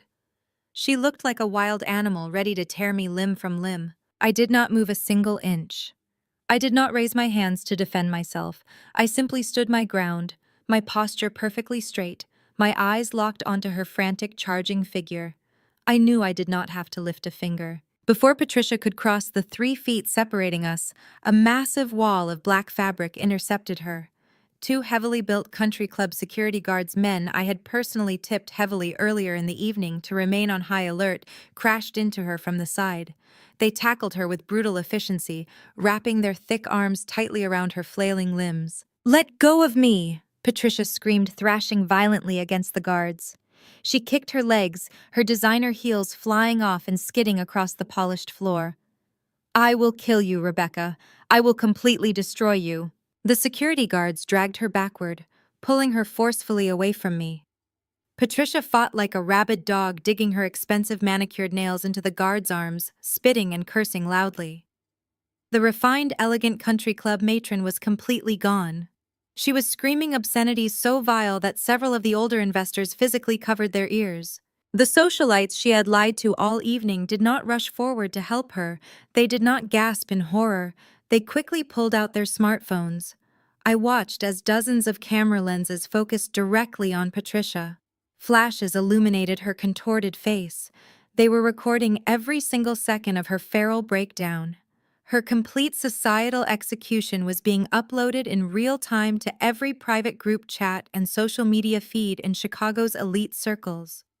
She was permanently banished from high society, immortalized as a screaming, unhinged lunatic, being hauled out of a gala she had fraudulently funded. "Get her out of my sight," Richard commanded coldly from the stage, watching his wife being dragged backward through the grand double doors. "I never want to see her face again." The heavy oak doors slammed shut behind the struggling security guards, cutting off Patricia's hysterical shrieks. The grand ballroom fell into a stunned, heavy silence once again. The air felt thick, charged with the residual electricity of the violent confrontation. The venture capitalists lowered their phones, their expressions a mixture of awe and absolute disgust. Jason remained on his knees on the stage, completely paralyzed. His mother was gone. His father had publicly exposed him as a felon. The investors he needed to swindle had just documented his entire fraudulent scheme. He was entirely alone, stripped of every protection he had ever known. He looked up at me, his face dripping with sweat and tears, his eyes begging for a mercy he absolutely did not deserve. I looked back at him, my face a mask of absolute chilling indifference. I had warned him. I had told him that I owned his entire life, and now he was finally experiencing the crushing weight of that reality. Richard adjusted his suit jacket, his breathing heavy but controlled. He placed the microphone back onto the podium stand. He looked out at the sea of investors, offering one final grim nod of apology. Then he turned his back on his son, walking away from the podium and descending the stairs without a single backward glance. The low murmur of conversation began to build rapidly among the guests. The initial shock was wearing off, replaced by the frantic exchange of information. They were discussing the sheer magnitude of the embezzlement. They were whispering about the inevitable prison sentences. They were analyzing the flawless, brutal efficiency of the forensic trap I had set. I turned my gaze away from the pathetic, weeping man on the stage. I looked toward the expansive floor-to-ceiling windows lining the far wall of the ballroom, looking out into the freezing Chicago night. The darkness outside was suddenly illuminated by brilliant, sweeping flashes of color. Blue and red lights flashed through the floor-to-ceiling windows of the country club. The rhythmic flashing of blue and red lights painted the grand ballroom in harsh colors, cutting through the warm ambiance of the crystal chandeliers. The sudden illumination cast long, erratic shadows across the faces of the stunned venture capitalists and wealthy socialites. They had just witnessed a financial execution, and now the physical manifestation arrived at the front door. The heavy oak doors of the Oak Brook Country Club did not just open, they burst apart. A dozen federal agents wearing dark tactical jackets poured into the elegant space. The gold lettering on their backs clearly identified them as the Federal Bureau of Investigation. They moved with absolute practiced efficiency, fanning out to secure the perimeter of the room. Two agents took immediate positions by the exit, blocking anyone from leaving the venue. The country club security guards immediately stepped back and lowered their heads, recognizing a level of authority they could never challenge. The murmurs of the elite crowd instantly died, replaced by the heavy, rhythmic thud of tactical boots marching across the polished hardwood floor. The lead agent, a tall woman with a severe expression and a stack of folders, did not hesitate. She walked directly down the center aisle, her eyes locked onto the stage where Jason remained on his knees. He looked up, the flashing police lights reflecting in the pool of sweat gathering on his forehead. The illusion of his billionaire startup was entirely dead. The reality of his federal crimes was walking right toward him. The venture capitalists who had been eagerly discussing his destruction just moments ago now stepped back, physically distancing themselves from the radioactive fallout of his impending arrest. Arthur Vance caught my eye and offered a slow, respectful nod before melting back into the crowd. He knew exactly what I had orchestrated. The lead agent stopped at the base of the wooden stage steps. She looked down at a photograph clipped to her folder, then at the trembling man in the ruined navy tuxedo. "Jason Miller," she barked, her voice carrying easily across the silent, cavernous ballroom. "I am Special Agent Hayes with the Federal Bureau of Investigation. We are executing a joint operation with the Securities and Exchange Commission and the Internal Revenue Service. We have warrants for your arrest based on the financial evidence submitted under Federal Filing 49. Jason scrambled backward, crawling on his hands and knees away from the edge of the stage. He bumped into the wooden podium, knocking the microphone to the floor with a loud, piercing screech of feedback. "What are you talking about?" Jason stammered, his voice cracking into a high-pitched whine. "There is a massive mistake. I am a tech founder. I am hosting a capital raise. You cannot interrupt this event. Do you know who my father is?" He looked frantically toward the heavy oak doors, desperately searching for Richard. But his father was already gone, having abandoned his criminal son to face the exact consequences he deserved. Richard had walked out, leaving Jason completely defenseless against the federal government. Agent Hayes did not flinch. She signaled with 2 fingers. 4 armed agents rushed up the stage steps, completely surrounding Jason. "There is no mistake, Mr. Miller," Agent Hayes stated coldly. "File 49 contains exhaustive verified documentation of massive wire fraud, felony forgery, tax evasion, and the embezzlement of over $7 million from private retirement accounts. The funds you used to rent this ballroom are stolen. The money you used to buy your car is stolen. You are entirely out of options. Stand up and put your hands behind your back." Jason let out a pathetic, guttural sob. He refused to stand. 2 federal agents reached down and hauled Jason to his feet by the armpits. His expensive, tailored tuxedo jacket tore slightly at the shoulder seam under their rough grip. He squirmed helplessly, his shoes slipping on the polished wood of the stage. The sound of heavy steel ratcheting shut echoed sharply as the agents secured his wrists behind his back in cold, unyielding handcuffs. The physical reality of the metal binding his hands finally broke whatever fragile delusion remained in his mind. Jason began to hyperventilate, his chest heaved violently, thick tears ruining his appearance. He was no longer the arrogant man who had sat across from me in that deposition room demanding 50% of my firm. He was a broken, terrified criminal facing a guaranteed federal prison sentence. He looked out into the sea of wealthy investors he had tried to swindle. "Help me!" Jason cried out, his voice raw and pathetic. "Please, somebody call my lawyer. Call Mark. Where is my mother? Someone find my mother." The crowd simply watched him in absolute silence. Dozens of smartphones were still raised high in the air, their lenses capturing every humiliating second of his federal arrest. The socialites who had humored Patricia and her ridiculous lies earlier in the evening were now documenting the complete annihilation of the Miller family legacy. They zoomed in on his tear-stained face and the steel cuffs binding his wrists. This video would dominate the news cycle by tomorrow morning. Jason realized no one in the crowd was going to save him. He realized his mother had been dragged out, kicking and screaming. He realized his father had publicly disowned him. His panicked, bloodshot eyes scanned the front row, finally landing on the only person who possessed the power to stop the avalanche crushing him. He looked at me. Jason lunged toward the edge of the stage, straining against the federal agents. "Rebecca," Jason screamed, his voice shattering into a desperate, feral shriek. "Rebecca, please! You have to tell them this is a massive misunderstanding. You have to tell them you made a mistake with the audit. Tell them I was going to pay the money back." I stood up from my chair in the front row. I smoothed my midnight blue gown, ensuring it felt perfectly. I walked slowly toward the stage, stopping in front of Agent Hayes. I looked up at the pathetic weeping man fighting against his steel restraints. Jason's face was purple with exertion as he begged me for salvation. "Please, Rebecca." Jason whimpered, his false bravado entirely gone. "We were married for 8 years. We shared a home.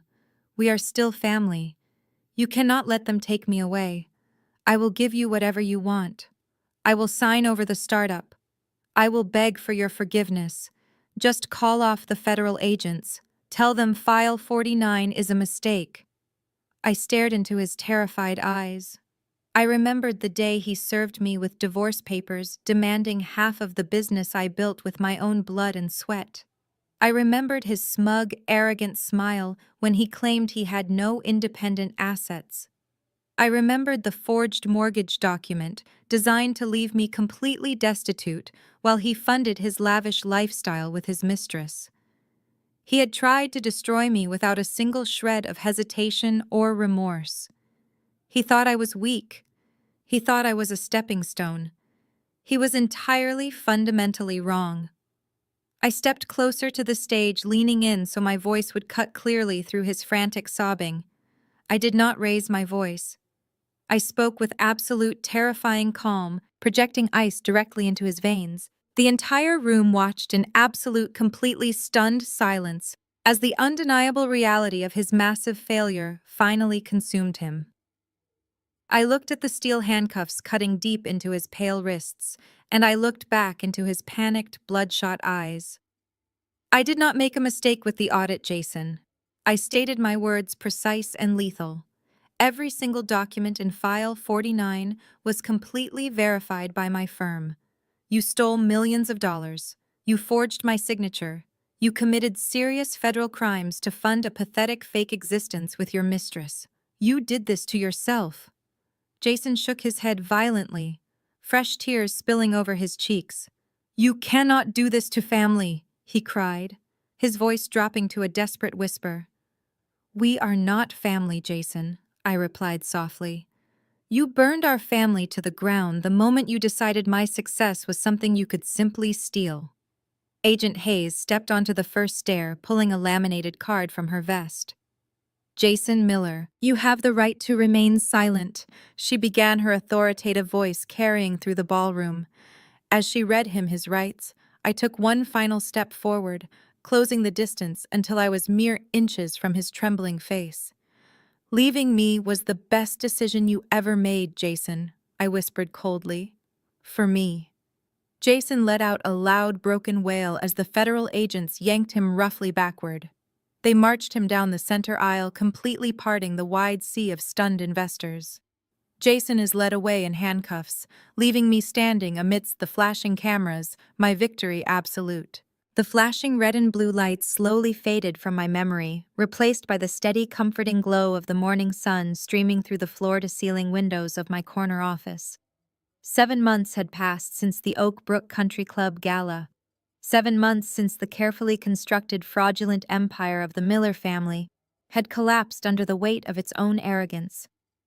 The chaos of that night had dissipated, leaving behind a profound, unbroken silence in my life. I sat at my mahogany desk, sipping a cup of black coffee, surrounded by the tangible evidence of my own hard work. The relentless demands of my forensic accounting firm kept me busy, but it was a fulfilling, purposeful kind of busy. I was no longer carrying the suffocating dead weight of a husband who secretly despised my ambition. I was no longer subjecting myself to the venomous, passive-aggressive attacks of a mother-in-law who viewed me as nothing more than an obstacle to her son's unearned greatness. The toxic hierarchy that had governed their miserable lives had finally turned inward and completely devoured itself. The federal justice system moved with a slow, grinding efficiency that Jason was entirely unprepared to handle. He had spent his entire life talking his way out of consequences, relying on his father's money or his mother's enabling lies to shield him from reality. But federal prosecutors did not care about his fabricated tech visionary persona. They cared about the irrefutable data contained in File 49. Jason's defense attorney, a public defender assigned to him after Richard explicitly forbade any high-priced legal representation, tried to negotiate a plea deal. Jason offered to surrender his worthless startup and cooperate fully, desperately hoping to secure probation. The prosecution flatly refused.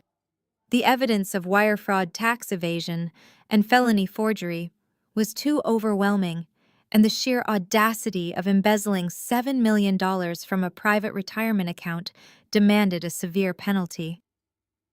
2 months ago, Jason stood in a sterile federal courtroom wearing a shapeless orange jumpsuit instead of his tailored navy tuxedo. He wept openly as the judge delivered the sentence. 5 years in a federal penitentiary, followed by a decade of supervised release and court-ordered restitution. He is currently sitting in a 6x8 cell in a medium-security facility in Indiana, stripped of his silk ties, his expensive scotch, and his crippling delusions of grandeur. Patricia's downfall was perhaps even more spectacular, played out not in a quiet courtroom, but on the ruthless stage of Chicago high society. The morning after the gala, the Oak Brook Country Club permanently revoked her membership, citing the public disturbance and the fraudulent funds used to secure the ballroom. The eviction notice for the luxury condo, which I executed precisely at 8 o'clock that Monday morning, was swift and brutal. Patricia had arrogantly assumed she could simply talk her way past the sheriff's deputies. Instead, she was forced to stand on the sidewalk in her designer pajamas, watching movers unceremoniously dump her expensive furniture into the street. With her offshore accounts seized and her husband publicly refusing to provide a single cent of financial support, Patricia was rendered completely bankrupt. She turned to the wealthy friends she had relentlessly courted for decades, expecting them to open their guest houses and offer their limitless credit cards. She dialed every contact in her phone, begging for loans, investment opportunities, or simply a place to crash until she could get back on her feet. Every single door slammed firmly in her face. The elite circles of Chicago had watched the video of her feral breakdown at the gala. They had seen her son exposed as a common thief. In their world, financial ruin was a contagious disease, and Patricia was patient zero. She was permanently ostracized, entirely deleted from the social register she had valued more than her own soul. Patricia currently resides in a run-down weekly rate motel on the grim industrial outskirts of the city. There are no crystal chandeliers, no waiters carrying caviar, and absolutely no one who cares about her fabricated legacy. She spends her days sitting in a dingy room that smells of stale smoke and bleach, staring at the peeling wallpaper, completely alone with the ghosts of her former life. The most tragic casualty of the Miller family's implosion was Ashley. She had happily played the role of the pampered mistress, happily accepted the diamond necklaces and luxury vacations funded by stolen money. She thought she had secured a golden ticket by having Jason's child. She severely underestimated the ruthless, calculating nature of Richard Miller. When Jason's crimes were exposed and his assets were frozen, Ashley found herself facing immediate eviction from the condo along with Patricia. She had no income, no savings, and a young child to feed. She assumed Richard would step in to provide for his grandchild, believing she held some leverage over the wealthy patriarch. Richard did step in, but not as a savior. He approached the situation with the same cold, tactical precision he used to crush rival real estate developers. He did not care about Ashley, but he cared deeply about controlling the bloodline. Richard summoned Ashley to his downtown office and presented her with an ironclad non-disclosure agreement drafted by his ruthless legal team. The terms were draconian. Richard would cover the basic living expenses and educational costs for the child, but Ashley would receive absolutely zero direct financial support. She was required to surrender all decision-making authority regarding the child's schooling, medical care, and upbringing directly to Richard. Furthermore, the agreement prohibited her from ever discussing Jason, the embezzlement, or the Miller family with anyone under threat of immediate financial ruin, and a protracted custody battle she could never afford to fight. Ashley was completely trapped. She signed the documents trading her freedom for her child's basic security. She now lives in a modest, heavily monitored apartment chosen by Richard. She works a grueling administrative job just to cover her own personal expenses. Every aspect of her life is dictated by the terms of a legal contract, controlled by a man who views her as nothing more than an unfortunate biological necessity.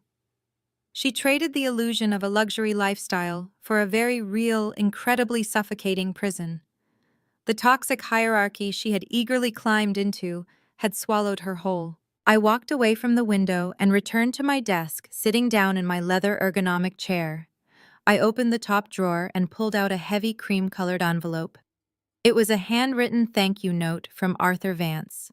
Following the exposure of Jason's fraud, Arthur's venture capital firm had officially retained my services as their exclusive forensic auditing partner. The retainer fee alone had doubled my firm's annual revenue.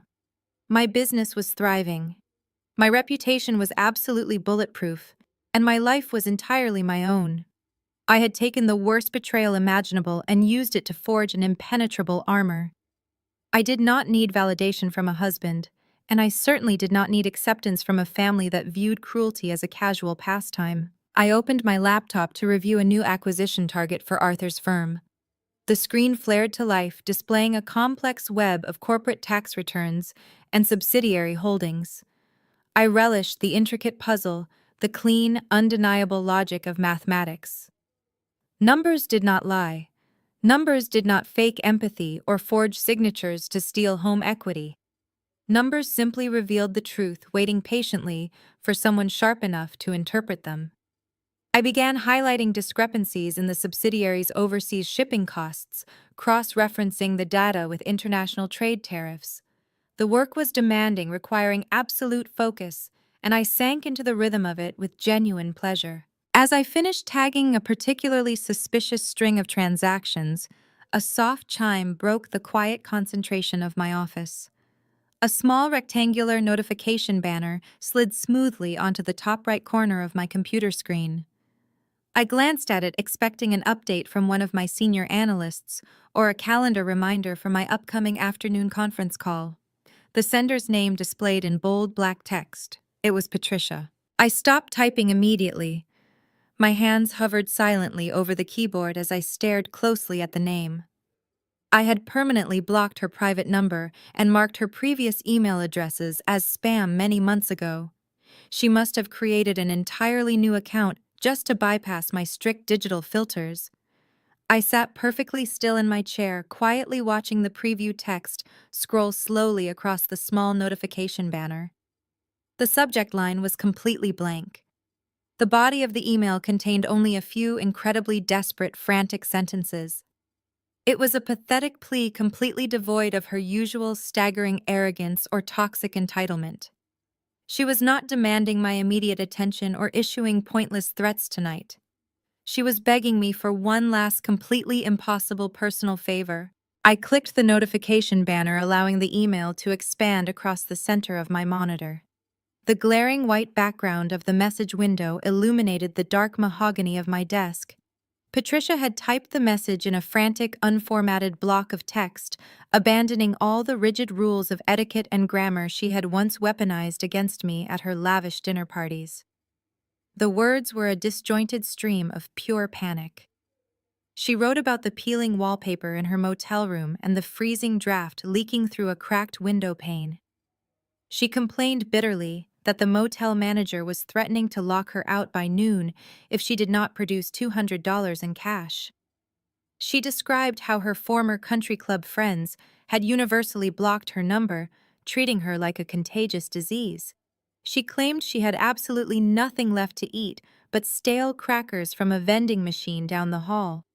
Then in the final agonizing sentences of her message, she invoked the very concept she had spent years actively destroying. She begged me to remember that we were still family. She pleaded for a small loan, just enough to survive the month, promising she would find a way to repay me. I sat perfectly still, my eyes scanning the pathetic words a second time to ensure I was truly comprehending the sheer magnitude of her delusion. Patricia Miller. The woman who had proudly enabled her son to forge my signature and steal my home was now begging me for pocket change to avoid sleeping on the freezing concrete. She dared to invoke the word family. She used that sacred word as a final desperate shield to protect herself from the brutal consequences of her own malice. In her twisted narcissistic mind, she genuinely believed that my inherent decency would override my memory of her cruelty. She assumed I would feel a sudden surge of pity. She assumed wrong. I did not feel a single ounce of sympathy. I felt the cold, hard satisfaction of absolute, undeniable justice. She was finally experiencing the exact terror and instability she had eagerly orchestrated for me. She was trapped in a financial prison of her own making, stripped of her fake prestige, and left to rot in the absolute gutter of society. I leaned back in my ergonomic leather chair and let the silence of my corner office wash over me. I did not type a reply. I did not formulate a sarcastic response to highlight her staggering hypocrisy. Engaging with her directly would validate her existence, and Patricia no longer existed in my world. She was a ghost, a pathetic remnant of a toxic hierarchy I had completely obliterated. Instead of hovering over the reply button, I moved my mouse and opened a secure tab on my browser. I logged into my primary wealth management portal. The screen loaded instantly, displaying balances that represented thousands of hours of relentless, uncompromising forensic work. I navigated directly to the wire transfer section. I had a very specific, highly calculated plan for the exact amount of money Jason had originally stolen from me using that forged secondary mortgage. The theft had been exactly $1 million. It was a sum meant to completely break me, to leave me destitute and begging for mercy. I typed the number 1 followed by 6 zeros into the transfer amount field. The crisp, clean digits stood out starkly against the glowing screen. I did not intend to keep this specific money for myself. I had already recovered my financial losses tenfold through my firm's explosive growth and Arthur Vance's massive retainer. Keeping the exact $1 million Jason stole felt like holding on to tainted currency. I needed to purge it from my accounts, but I intended to do so in a manner that would serve as the ultimate poetic conclusion to this entire ordeal. I opened a second browser tab and navigated to the official website of the Chicago Foundation for Financial Independence. It was a highly respected, heavily guarded charity dedicated exclusively to providing emergency housing, legal representation, and absolute financial security for women escaping severe financial abuse and domestic fraud. They specialized in helping women who had been financially ruined by predatory husbands and toxic family structures. I clicked on their major donor portal and initiated the $1 million wire transfer. The banking interface prompted me to fill out the acknowledgement details for the charitable gift. This was the exact moment where the karmic justice would be permanently sealed. I bypassed the option to make the donation anonymously. Instead, I carefully typed the name, Patricia Miller, into the donor acknowledgement field.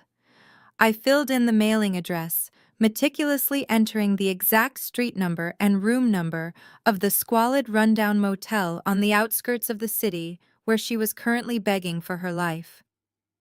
I checked the box requesting a formal framed physical certificate of appreciation to be mailed directly to that address. I wanted Patricia to receive a large, heavy package from a prestigious organization. I wanted her to tear it open with her trembling hands, foolishly hoping it contained a check or a lifeline. Instead, she would find a beautifully embossed certificate publicly thanking her for her incredibly generous $1 million contribution to support women who had survived the exact type of financial abuse her own son had committed. She would hold the undeniable proof that the money she desperately needed to survive had been given away in her name to empower the very victims she had always despised. It was a masterpiece of psychological warfare, a final lethal strike executed entirely through the power of authorized philanthropy. She would know instantly that I had orchestrated the donation. She would know that I possessed the power to save her with a single keystroke, and I had deliberately chosen to fund the destruction of her toxic legacy instead. I reviewed the transfer details one last time. The routing numbers were flawless. The recipient was verified. The dedication name was perfectly spelled. I pressed the enter key with a sharp, decisive click. The screen flashed green, confirming the wire transfer was successfully processing.